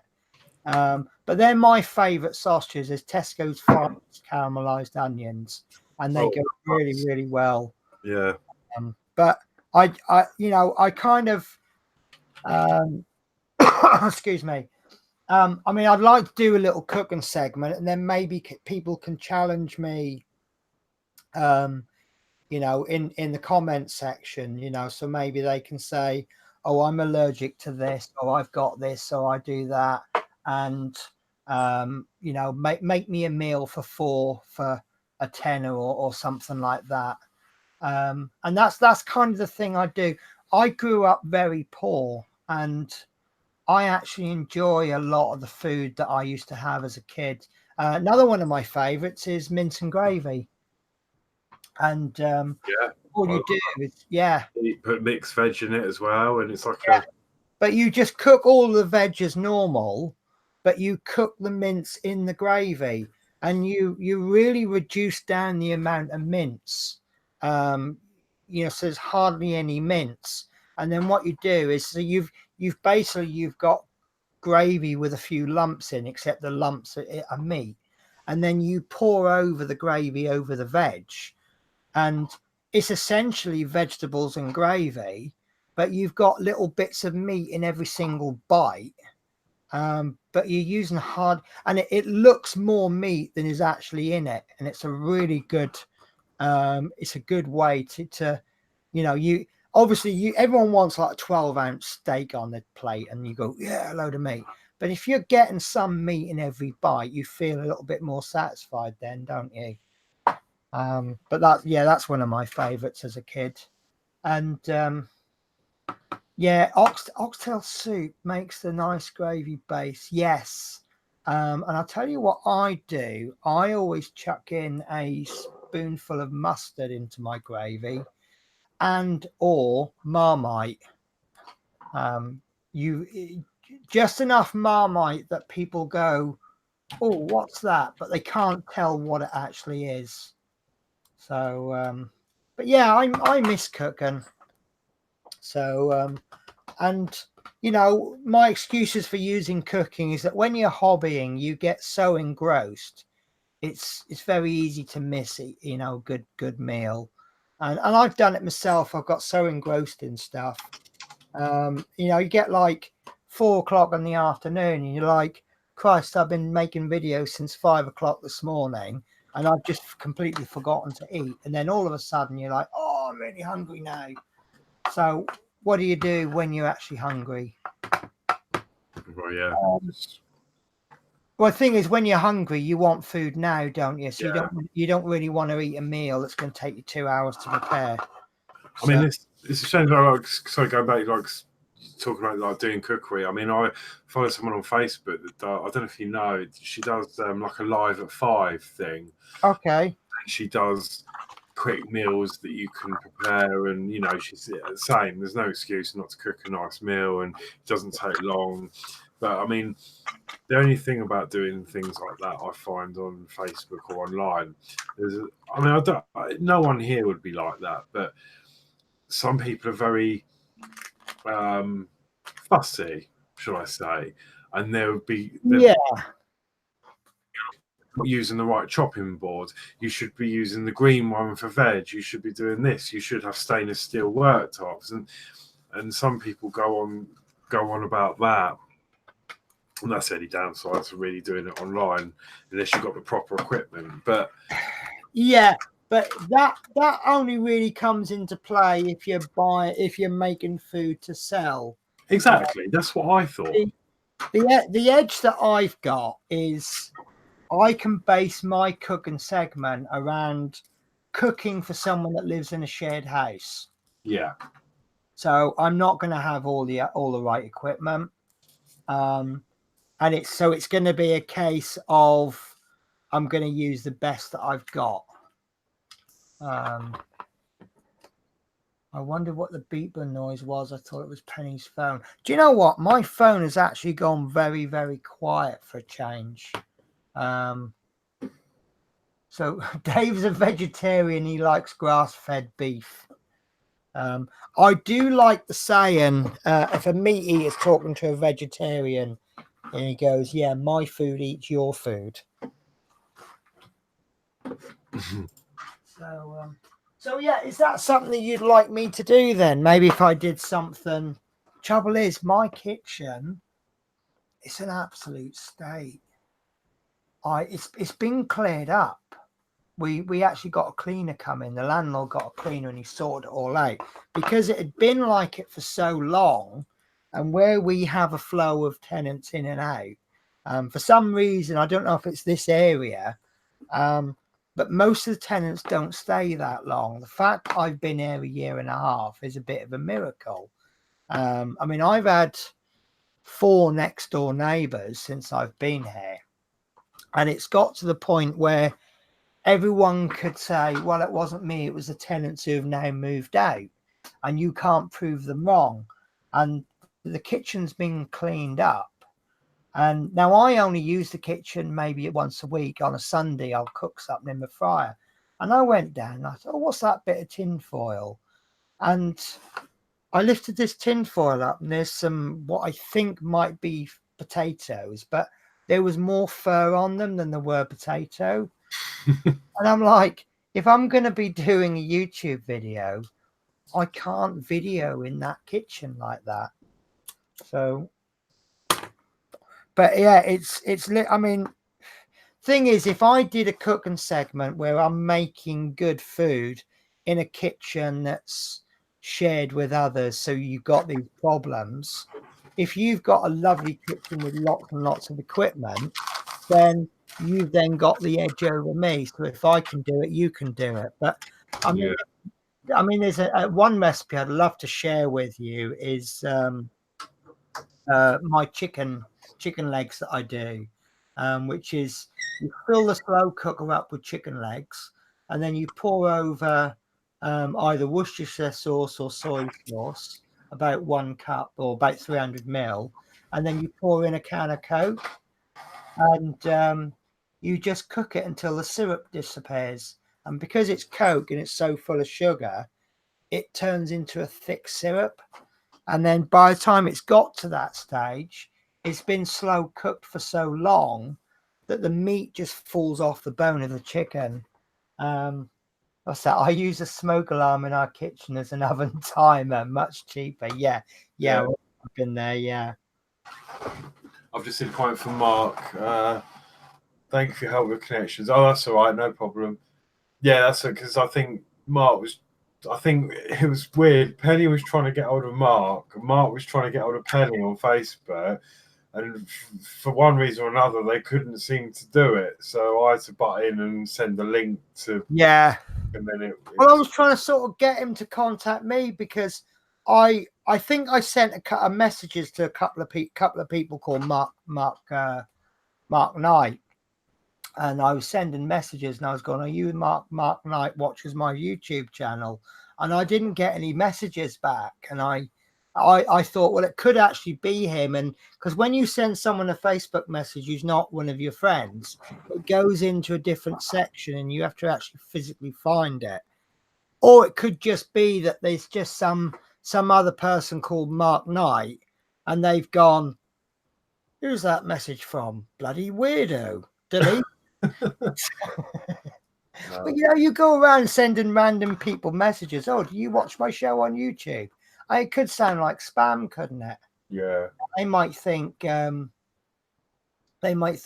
I'm the next question is going to be, "Can you send me £100 because I'm stranded or I got medical bills or whatever?" And the next thing you know, I'm trying to get their life savings out of them. So I'm thinking, sorry, just change the subject slightly. Obviously, without plugging it too much, obviously it is my birthday next Thursday. So I'm thinking we should have a birthday stream next week. Okay, sounds good to me. I mean, I don't know if there's any suggestions about what we could do. Maybe play a game or... Well, what we'll do, right, is I'll buy you a cake. Right, now, obviously, you're not in the same place as me.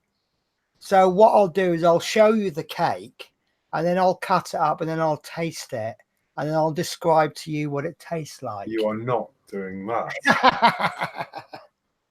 No, I mean, we could do... I don't know. We'll have to have a think about it, but maybe we'll have like a little fun stream next week. Maybe we'll do a game or a competition or something.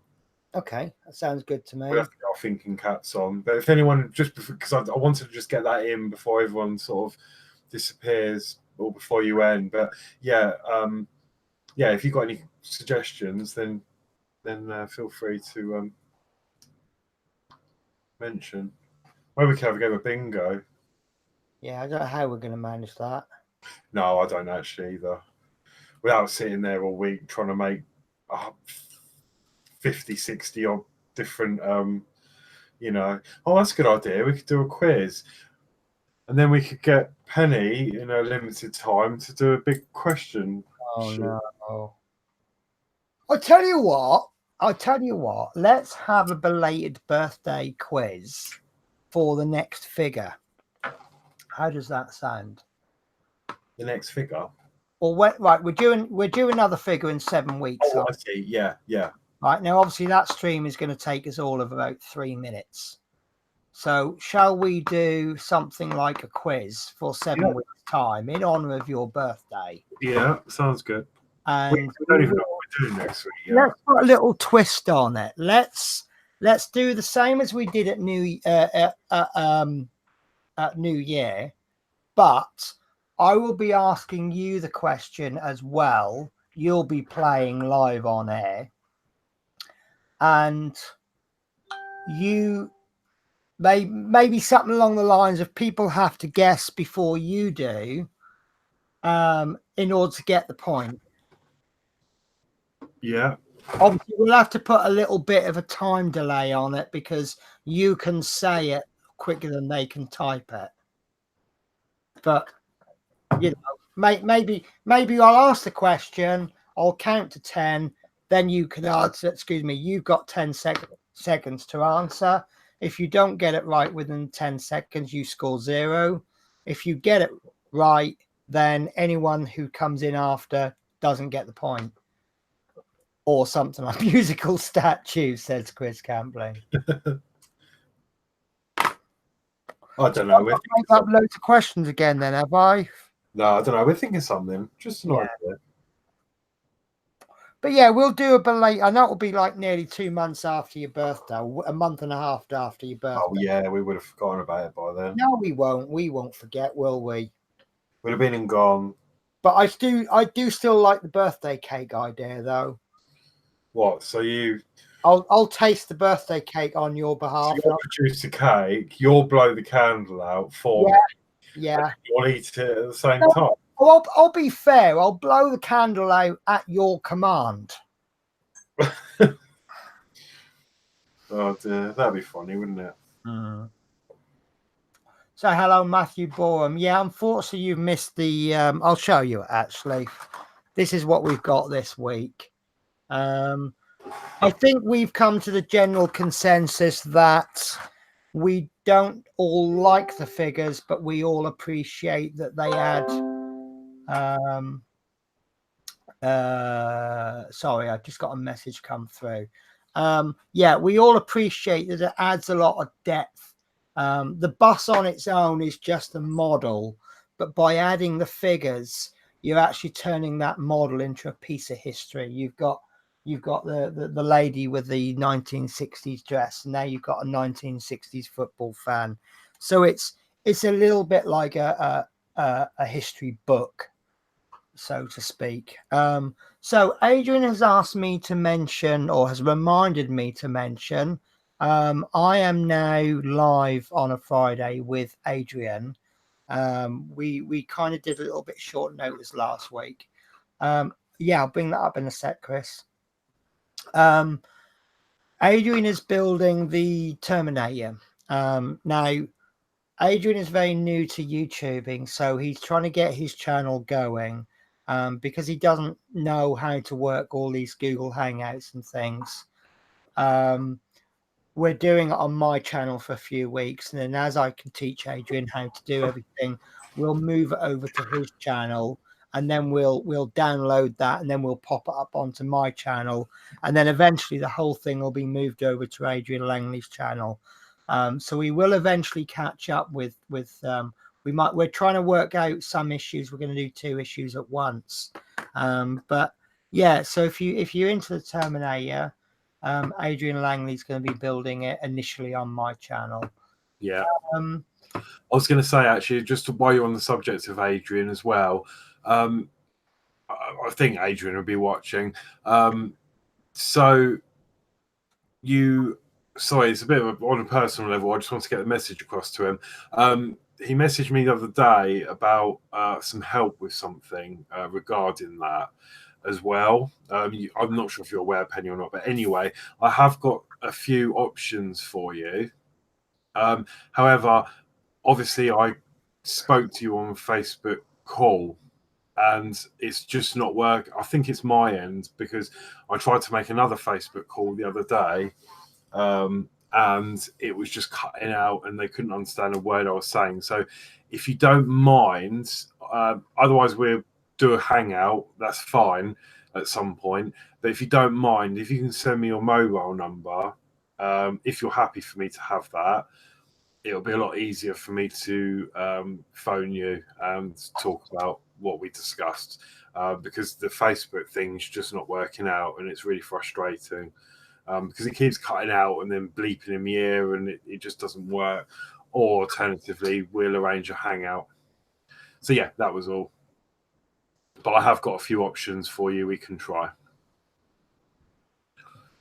I've just read a comment I missed from. Sorry, complete change of subject. Mark Knight's put paint with Penny. That's exactly what I would have done. Eaten the cake and said, "You'd have really enjoyed this." Story Chris Campling's reminded us that didn't someone say the flag's upside down? I've got to be honest with you. I probably should be ashamed of myself. How can you tell? How do you know if the Union Jack is upside down?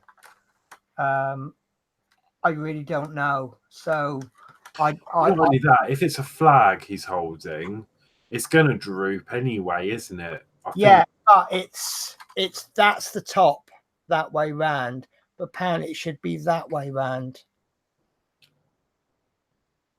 I would say yeah.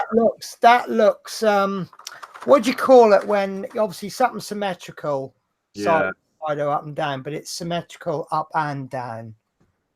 So I thought if you turn it around, it'll look the same. I don't know, but I've heard this before about the Union Jack being upside down. Most people draw it upside down or something like that. I really don't know. I just thought it was a white background with the Scottish flag on and the English flag and the Irish flag, which is why you get two red crosses and the backgrounders, because the Scottish flag is a white cross, isn't it? But where you put the red cross over the top, it just shows up as a white border. So it's a clever concept because it's 3 flags in one, isn't it? 3 or 4 flags in one. The only thing I think, now that I'm becoming more Welsh, I wish there should be a dragon on there. So yeah, might not just put which way should the Ruddy Union Jack go anyway. yeah. So I don't know. So apparently it's really offensive if you hang it upside down. So I don't know. I got to confess, I don't know. I can tell you if the American flag is upside down. That one I can tell. There are slightly thicker white lines which are supposed to be at the top.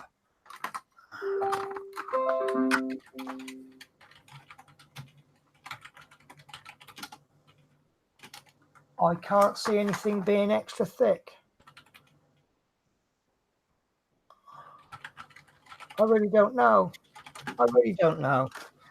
So anyway, Adrian's just given me his telephone number. So what I'm going to do is I'm going to drink lots of alcohol and then I'm going to text him at 3 in the morning. Because that's what you do, isn't it? Some people. Alcohol exists so that you can tell your friends you love them at 3 in the morning. If you were teetotal, how would your friends know you love them? It's a long-lasting joke. If you turn it upside down, it's the same. Yeah, I don't know. Maybe I ought to research it. You know, I kind of live in Great Britain. I really ought to know what the flag looks like, shouldn't I? So, right. Okay. So, any other business?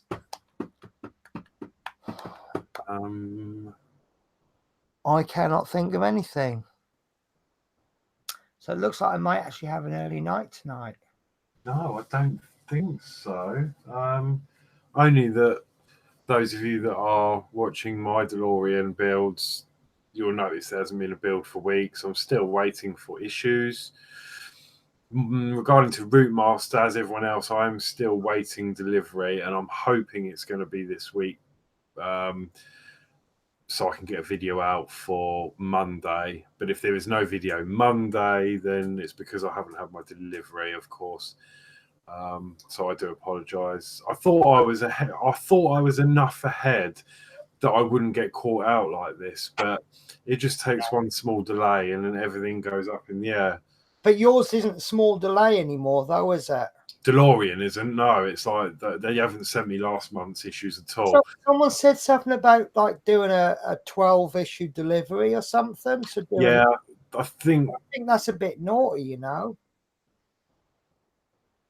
No, I think when I messaged them, if you're signing up for 4 issues every, I mean, like right with the Routemaster, if they, I mean, it was a bit naughty changing it from 4 to 6, but you know, some people can buffer that.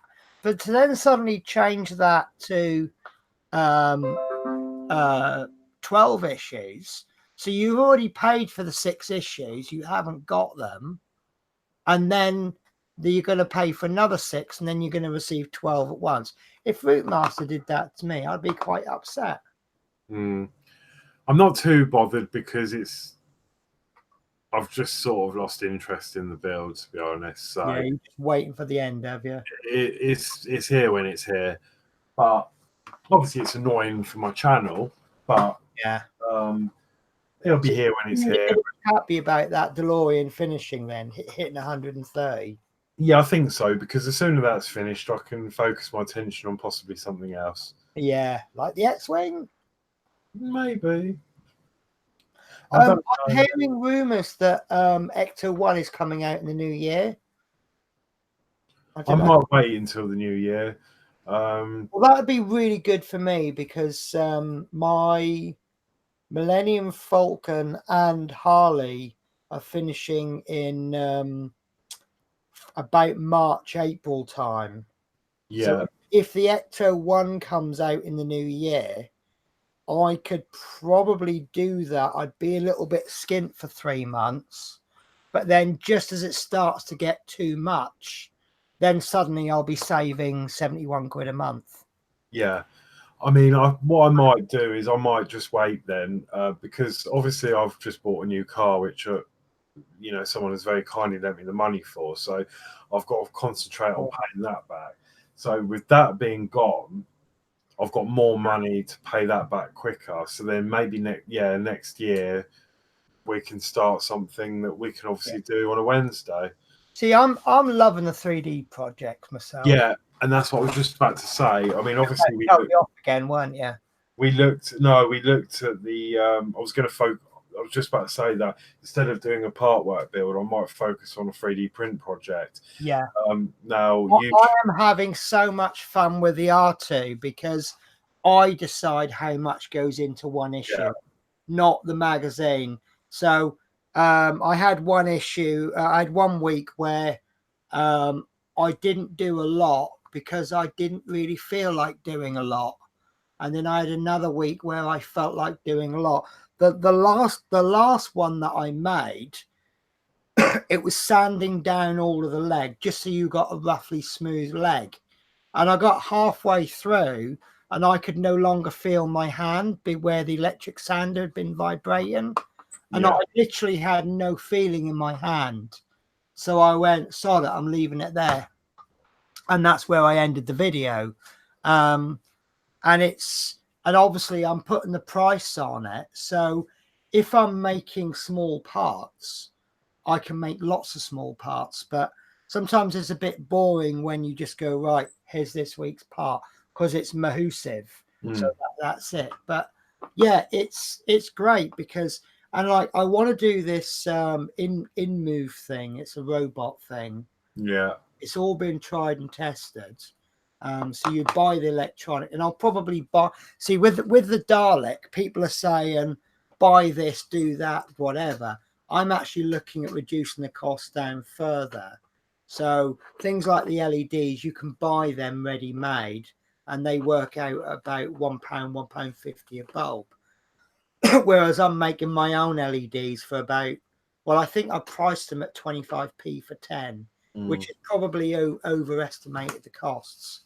But the robot-y thing, I'm going to buy the actual kit. It's about 70 quid for the kit. And then I'm just going to print off all the parts. And then you actually buy the kit? Yeah, you can buy all the electronics. It's more expensive to do it that way, but it's all done for you then. Yeah, right. Okay, I'm interested in that then. So when you're going to do it, send me the link and I'll join you. The only problem we've got is it's quite difficult to start because, the head comes in like 20 different pieces and the fingers come in like 100 pieces. You've got all the little different joints. Mark Knight is mentioning a half-scale Dalek.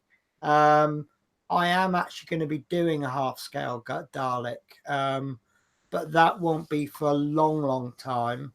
But I've got the 3D print files to do that, so I will be doing that. But I may actually be able to afford the bigger. I don't know what I think about the bigger 3D printer. It's got a big print bed, 500mm. So, I mean, I can actually print the R2-D2 ring in one go. So instead of printing 14 different pieces, you just print one big ring. But it's a lot to go wrong. So I don't know what I think to that.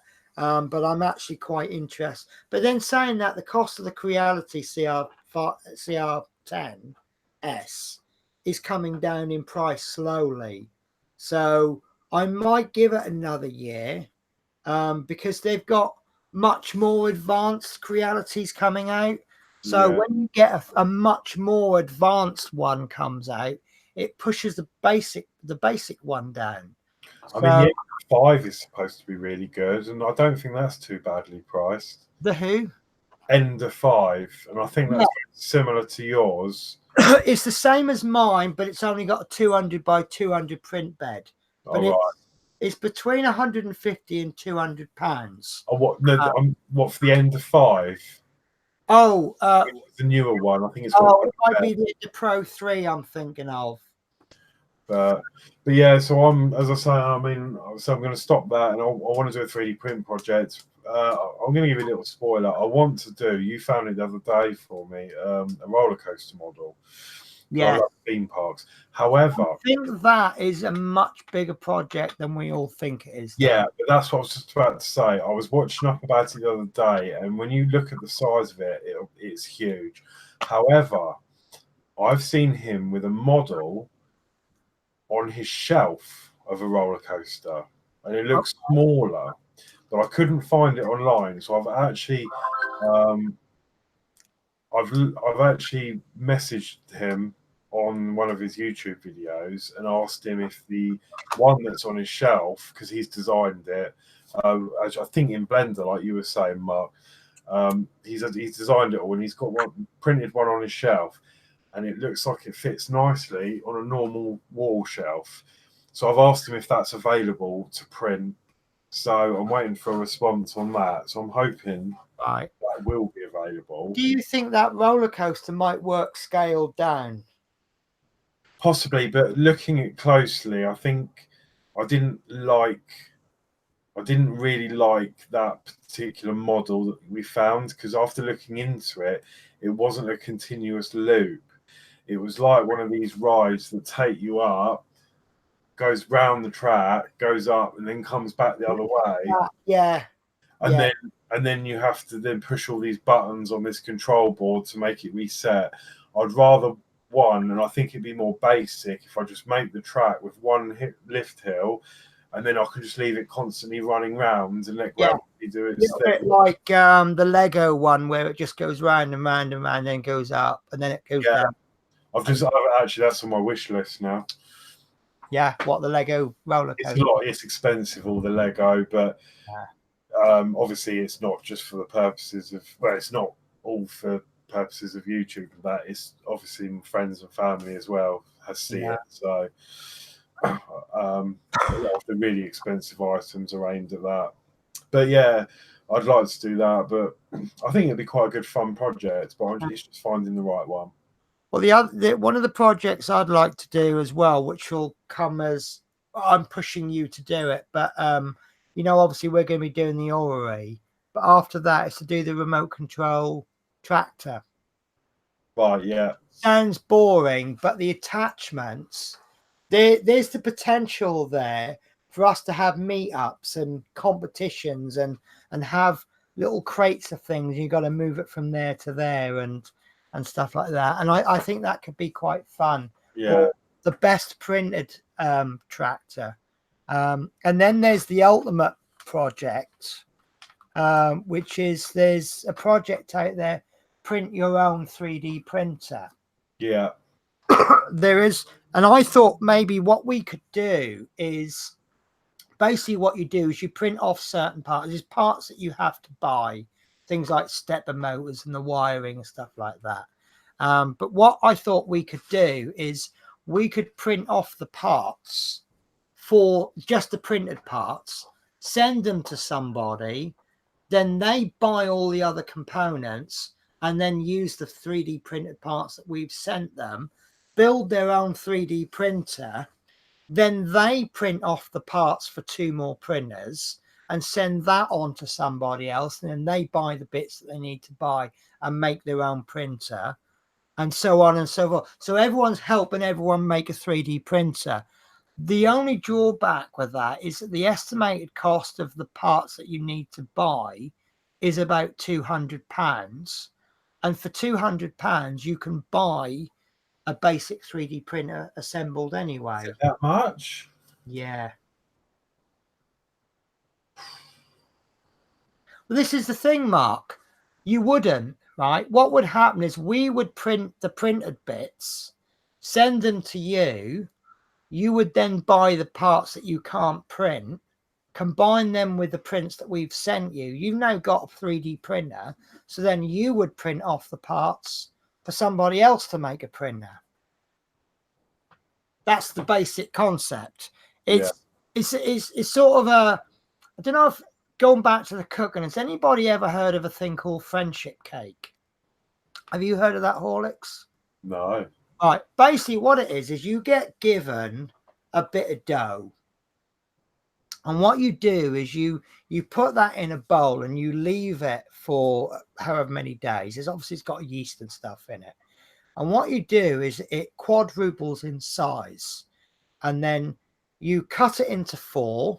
You give away 3 pieces to other people. And then with the bit that you've got, you add all various ingredients and you make a cake out of it.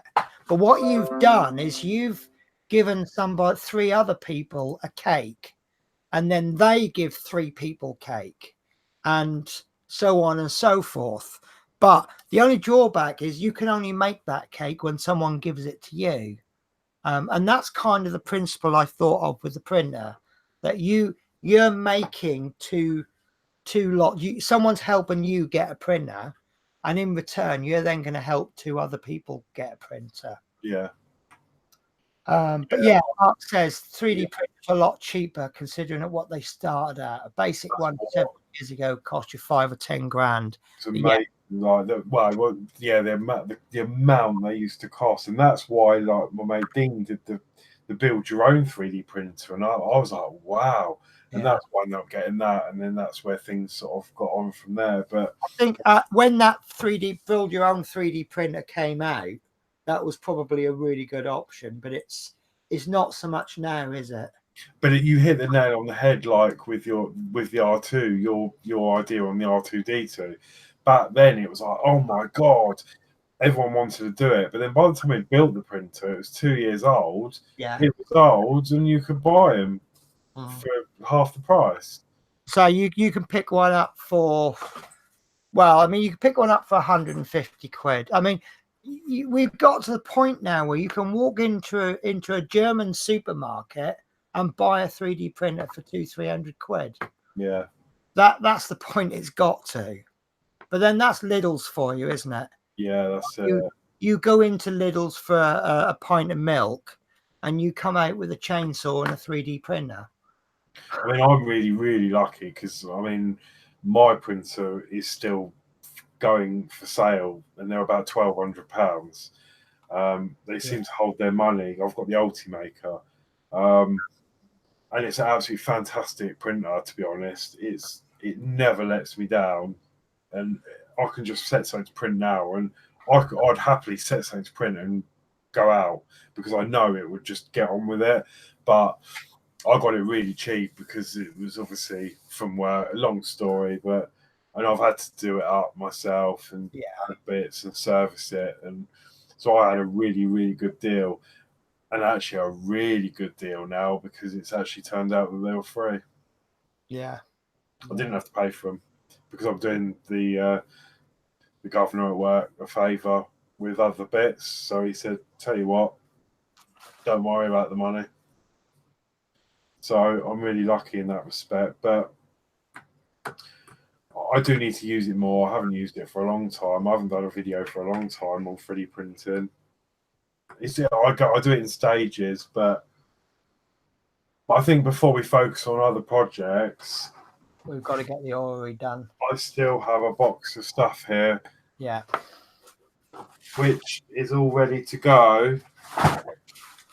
Which looks very similar to my box of stuff all ready to go. So we must set a date for that. Yes. So that's my Saturdays down the Swanee now, isn't it? Yeah. Well, it was it was your idea. Yeah, I know it was. It's That's before you took on the ship and whatever else. Yeah. I might have to get the ship done extra quick. Right, okay. I'm gonna put this out now. So we are on 29th. Yeah. We shall start on the 8th. Okay. I mean, we won't be able to probably start, but we need to do the intro or whatever, or the introduction. But the 8th. I'll tell you what, make it the 15th, and you got a deal. Because what are we on now? 29th of May. So this Saturday is going to be the 1st. What did you say? The 8th. The 8th. Right, if we make it the 15th, Yeah. right, starting on the 1st, we can put out a video introducing the project. And that can go out on the 8th saying, Nick, coming next week to our channel, blah, blah, blah, blah. Yeah. We can actually go live on the 15th. Okay. Okay. And as a birthday present to you, I will let you do most of the work on that. What do you mean?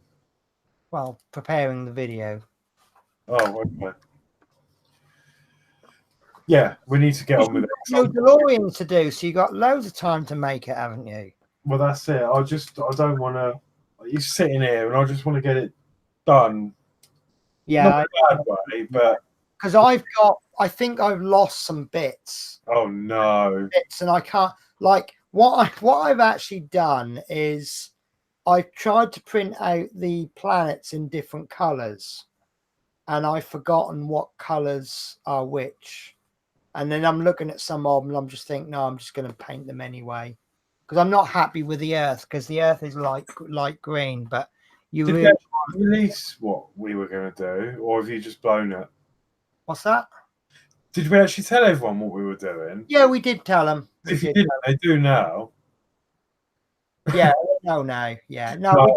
Well, I didn't have that problem because I've made mine out of Copperfield, and it's amazing. It's almost like it's like pottery.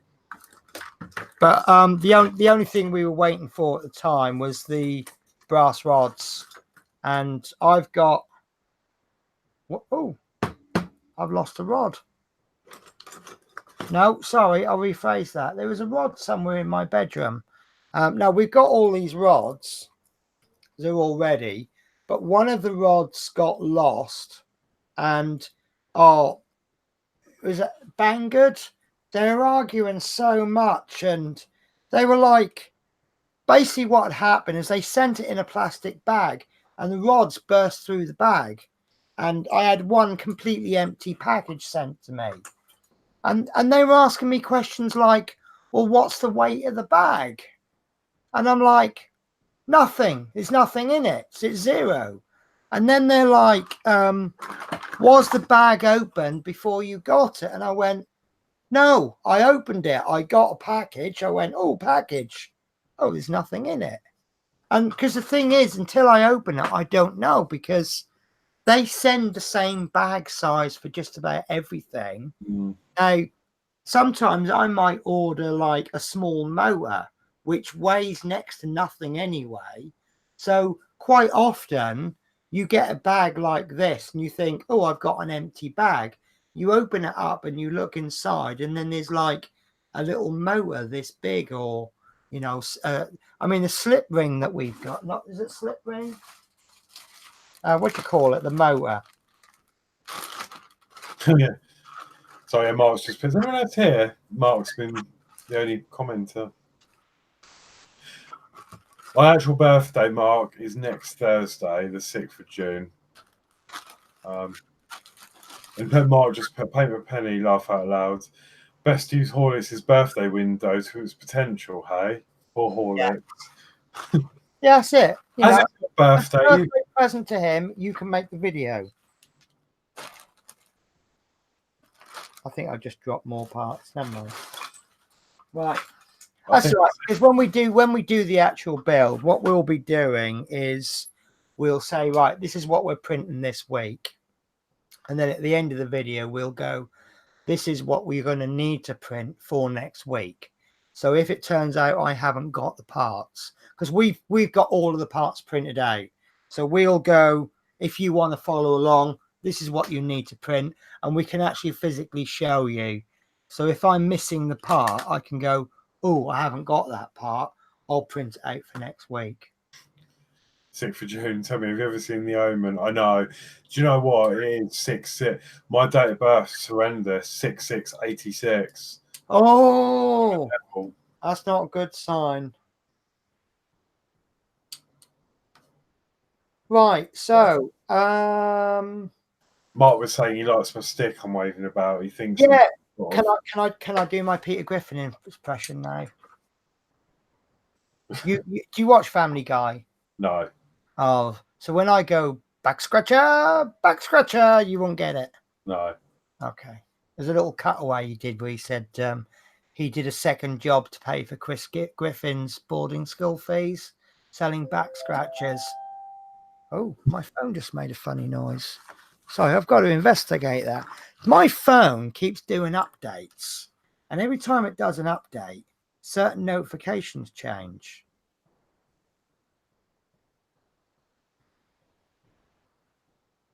So it's really strange. I don't know.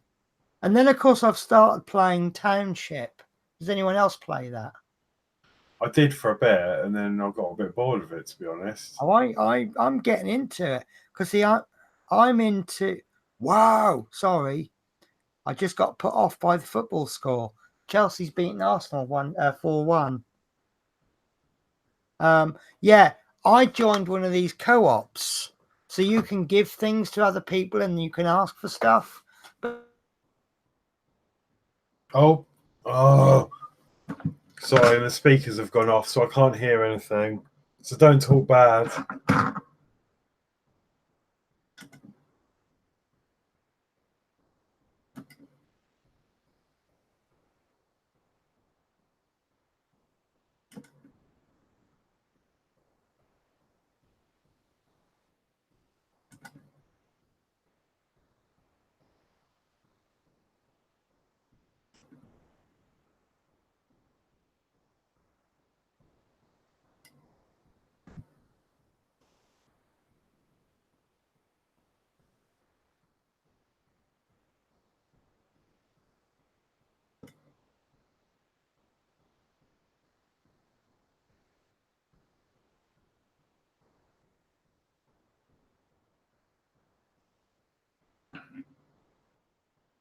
Oh no.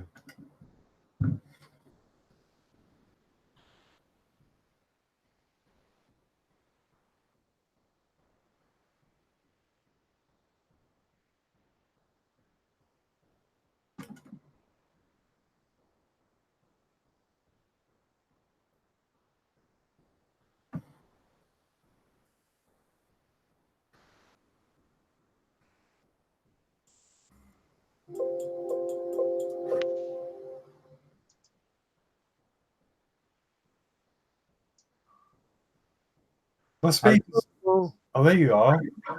You know what? I don't think it was you. I think it was me. Yeah, because I was resetting these thinking, oh no, they've blown completely. They don't come Yeah, up. no, what it is when I've got the setting so that, you know, like when you talk, your screen will come up. Yeah. And then what was happening is the screen was on you, and then I was talking, but it was staying on you. So I'm guessing that it's picking up the sound. So you've basically missed everything that I just said. So I'll try and remember it. I have been playing Quiz Planet on Facebook. And if anybody wants to play that with me, they are more than welcome. I play a lot with Trevor Rodway, and it's great because he wins some games, I win some games. And it's brilliant. I love it. But I love quiz games.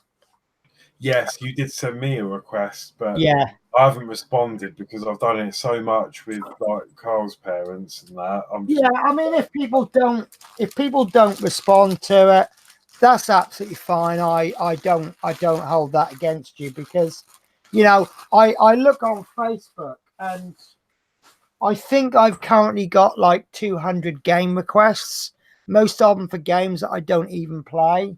And I've just got to the point now, if I don't play the game or I don't want to play it, I just ignore it. So if anybody ignores my game requests, I really am not bothered. And I'll only send you one request. I won't hammer you with requests. No. But it's like this. Normally what I do is some of these games, they give you a list of your friends who also play this game. So Yeah. I'll send them the gifts and the invites, but I won't. I tend to know. I know how annoying game requests can be, so I won't be hypocritical and send out game requests to people who don't play it. There's probably a good reason you don't play it, i.e., you don't want to play it. So You know, I'm not going to send out requests to people who don't want to play it. Cool. Just not fair. Yeah. Oh, yeah. She said, "Oh, you're both." But yeah, well, the thing is with me, as I said, but I've said time and time again, I actually bought these PC speakers on Facebook off someone, and they said it worked, and they do work for fashion, but they work for about 20-25 minute intervals, and then all of a sudden they just go off, and then you have to turn them off and then turn them back on, and then sometimes it comes back on. It's just really frustrating, to be honest. But I need to get a new set. I think I've got some in my wish list actually, but I need to get around to getting some more, because they're just frustrating when Penny's trying to talk to me or do something. It always goes off at the worst time. Well, you know the two biggest lies in life, don't you? The first one is on Oz Anything, and it says, "I have read and understood the terms and conditions." Yeah. First biggest lie. The second lie is on eBay, where it says, "Good working order." Yeah. Or they always put something useless like, "Comes from a smoke-free home." Yeah. For sale, ashtray, comes from a smoke-free home. Now we know why you're selling it. Yeah. But no, it's just annoying. I've done everything I can with them, but I mean, to be fair, I've Googled it, and I think it is quite a common problem with this system I've got. Yeah. No one seems to have an answer on how to fix it. I'll tell you what, the speakers I got for what I call my baby PC, is a set of Trust speakers. They're about 20 quid. Now, if you are a DJ or someone who's a purist, you will absolutely hate them. If you're like me, that you just want sound coming through, I've had no problems with them. You know, you've got an on-off switch and you've got a volume up and down, and that's absolutely perfect for me. Sometimes I miss my headphones, but because I'm on the top floor of the house, sound doesn't seem to bother people downstairs so much. But they're not bothered in this house. We kind of have a bit of mutual respect for people. They only really have parties on a Saturday night here. That's the one time I really don't give a toss about noise. I've had my bedroom bouncing on a Saturday night before, but I never go into work on Sunday, so I don't care. If you're invited to the party, I probably could if I wanted to, but I'm not really bothered. And no. I like to know other people in the house are having a good time. You know, they're not sitting there all miserable going, "Well, we'd love to have a good time, but Penny won't like it." So, yeah, Mark Knight. Yeah, if you're working on the radio, headphones will matter. But when you're Penny Blake watching a few YouTube videos, yeah, it's not a big thing. As long as I can understand what you're saying. I mean, the speaker I use, you can't hear the feedback, can you? No. No. Because obviously this has got some kind of, so long as the microphone is pointing this way and the sound's coming from behind it, I've got it all coming through a TV. Loss of quality because it's a TV and not a monitor, but it's so much cheaper than a monitor. Hi Penny and Horlicks, where can I get a wooden stand like you guys have for the bus? David Buckingham, he makes them and sells them. He sent us the bases to show off. He didn't want to advertise them at first, but now he's quite happy to. I think, don't quote me on this, but you're going to be paying a ballpark figure of about 60 quid. I think. Does that make about sense to you, Horlicks? Yeah. But have a word with are you on the Facebook group, Ian Martin? Because he has made a post recently. So link up with him on our Facebook group, and there is a post on there about it. He does occasionally advertise, and I think actually he should make a post and we'll pin it. Yeah. It's absolutely fantastic. It's so beautifully made as well. Yeah, yeah. It's wonderful. I mean, I'd quite happily pay for that myself. I like it because it's a nice basic. You know, you see some of these bases you get for some of these models, and they're like perspex and black plastic, and they look absolutely beautiful. But I think with something like the Routemaster, which is a basic thing, I think the wooden base just looks wonderful. You know, we talked about painting the base and stuff, didn't we? But yeah, I mean, you could put your own spin on it. I mean, Penny's decided to keep it au natural. Yeah. Fleetwood sent me some roofing felt, so I wanted to keep the sides natural, but I've actually got some roofing felt stuck on the top to make it look like tarmac. But you can obviously put your own spin on it, you know, do whatever you feel like. So if you're not there already, there is a link in the description of this this show. 1, 2, 3, 4, 5. About the 5th paragraph down. For further help and advice on building the Routemaster, or just show off your pictures, join the Facebook group. So if you're not on the Facebook group, click on that link, and yeah, just make yourself known, and everyone will say hello to you. And yeah, Brilliant. So he is on there. So right, okay. Oh, my lights just still think those lights are cool, color change and all that. Yeah, I've just turned the light off for you. Yeah, they are cool. It looks better here. I think the camera's not doing it any justice. They're a lot deeper, darker color from this side, but yeah, I do like it. Because we were debating whether to do red, but I don't know. The bus just gets lost in there.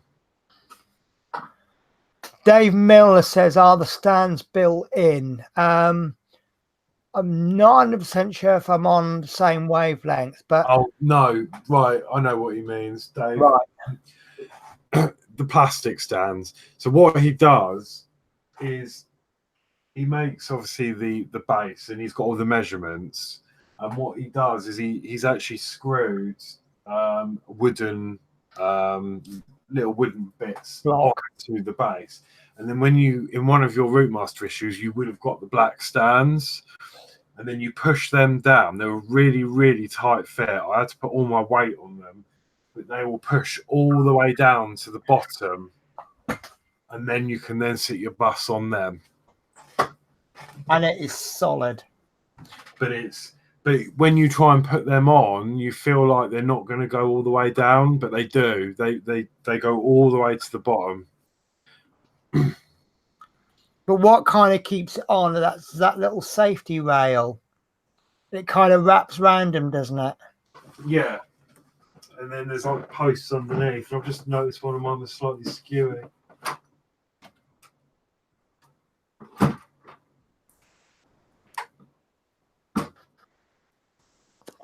Yeah, Mark Knight is saying you'll need a lot of space to store that bus when it's done. I'm just in the next couple of weeks, I'm actually going to be removing. I'll tell you what I'll do. Well, I'm hoping my end, I'm going to have room now because I've cleared it out. I think I've measured my shelf. How tall is it going to be? I can't remember the dimensions, but eventually this shelf is going to have to come out. It'll stand there, and it'll come up to about there. Because I did get the dimensions, and I worked out the shelf. About 50 centimeters to play with. Right. Yeah, I am going to have to remove the shelf, but I'm going to have to clear all the stuff off the lower shelf first. So, but I think I'm going to have to buy some more shelving units. But I might even resort to putting another shelving unit in behind me. But I got rid of the shelf behind because R2 is going to get big, and he's not going to be able to get out of the room. So, I think it looks much better open. I don't think you should put that in again. No, the only problem is it's more stuff on the. It's more space on the floor to dump stuff. So I've got a big jumble pile. What do you call it? Big pile of. Well, it looks like It looks like Primark on my floor. I know you need to get rid of all your empty boxes. I know you like to keep boxes, but just have Yeah, a good no, I do keep. I mean, I've got a pile on the go here. Oh, I've just knocked the bin over. straight down to the recycling. This is my latest box of boxes. Yeah, down to the recycling bin. Yeah. No, that's where they're heading. But I like to try and wedge as many in as I can. Otherwise, it's just wasted space. But yeah. Oh, lovely. Yeah. Ian said much appreciated. Your streams helps him a lot with his bus build. Oh, that's good. That's what it's for. You know, not only do we enjoy it, it's to help other people. Yeah, I mean, I've said it a million times. I set out with these videos more as a video build diary, that I can go back and see what I did. And I've quite often gone back and watched excuse me, I've gone back and watched episode 1 quite a few times, and that was the best video I could produce at the time. But by the latest standards, it's absolute crap. And I laugh because it opens up with, I'm a bus driver. This is a bus driver part work. What could possibly go wrong? And in actual fact, very little has gone wrong, hasn't it? Yeah. But yeah, it's. I then said, if I can just help one person, that's great. But I think it's great because I'm helping quite a few people. So yeah, I'm happy. So right, why is the screen's not flicking? Can you just say something, Horlicks? Hello. That's interesting because it's not flicking over to you. Try it now. Hello. And again. Ah, there we go. Yeah. Brilliant. Okay. Just thought we lost you there. I could hear you, but the screen wasn't flicking over. Right, guys, unless you've got something absolutely pressing, I'm going to end the stream because I am, for some reason, I'm absolutely hanging. So I did a bit of a bodge up today, actually. I didn't get a lot of sleep last night, and I came home dinner time. Now, normally I limit myself to 1 hour sleep, but I sort of seized the opportunity to get a couple of hours. And I find if I get more than an hour's sleep, I can't seem to wake up again. So I think, but that's what I normally look like, and that's what I look like now. So when I can see myself, I look more tired than I am, but I just more. But I've had trouble is my shifts today. I get a lot of shifts where I do 2 hours work and then I have my break. And then I go back in and I do a 5 hour stint, and it's, you just kind of get going, then you have a rest, and then you're on long. 5 hours is a lot of driving, and they got this new ruling at work now where you're not allowed to get off your bus in between trips, and we're not happy because 5 hours not getting off your bus is a long time, and your legs absolutely kill at the end of it. So. But you are allowed to get off for toilet. So the trick is obviously go to the toilet many times. Mark, was it last night we spoke, Mark? Maybe that's why I'm tired tonight then. So anyway, right. What I just said, he remembers my part 1. Cringe and thought me scratching the paintwork. I can't even remember my part 1. I need to go back and look at mine. Oh yeah, I should watch that. Cringing at thought of you scratching the paintwork. I know there's another YouTuber I watched and he's got a couple of scratches on his build, but yeah, that's another story. Right, guys, so I am going to end the show. Thank you very much for watching. We think we are assembling seats next week. Possibly more. I'm really interested. To be honest with you, I'm happy that my subscription issues haven't come yet, but at the same time, I'm not, because I like, you know me, I like the surprise. It was nice when we got them late, and I didn't know what we were getting until I went down to the newsagents. But according to the next week description, we're not getting any parts, but we can't not get parts, can we? No, But they'd never get away with that, would they? I can't imagine them not giving us any parts at all. That would be no, it wouldn't. Anyway, right, so yeah, look forward to next week because no one knows what we're getting next week yet because the subscription issues haven't arrived. Ta-da! Right. Okay, so thank you very much for watching. Yeah, thank you. And I will let Horlicks end the show.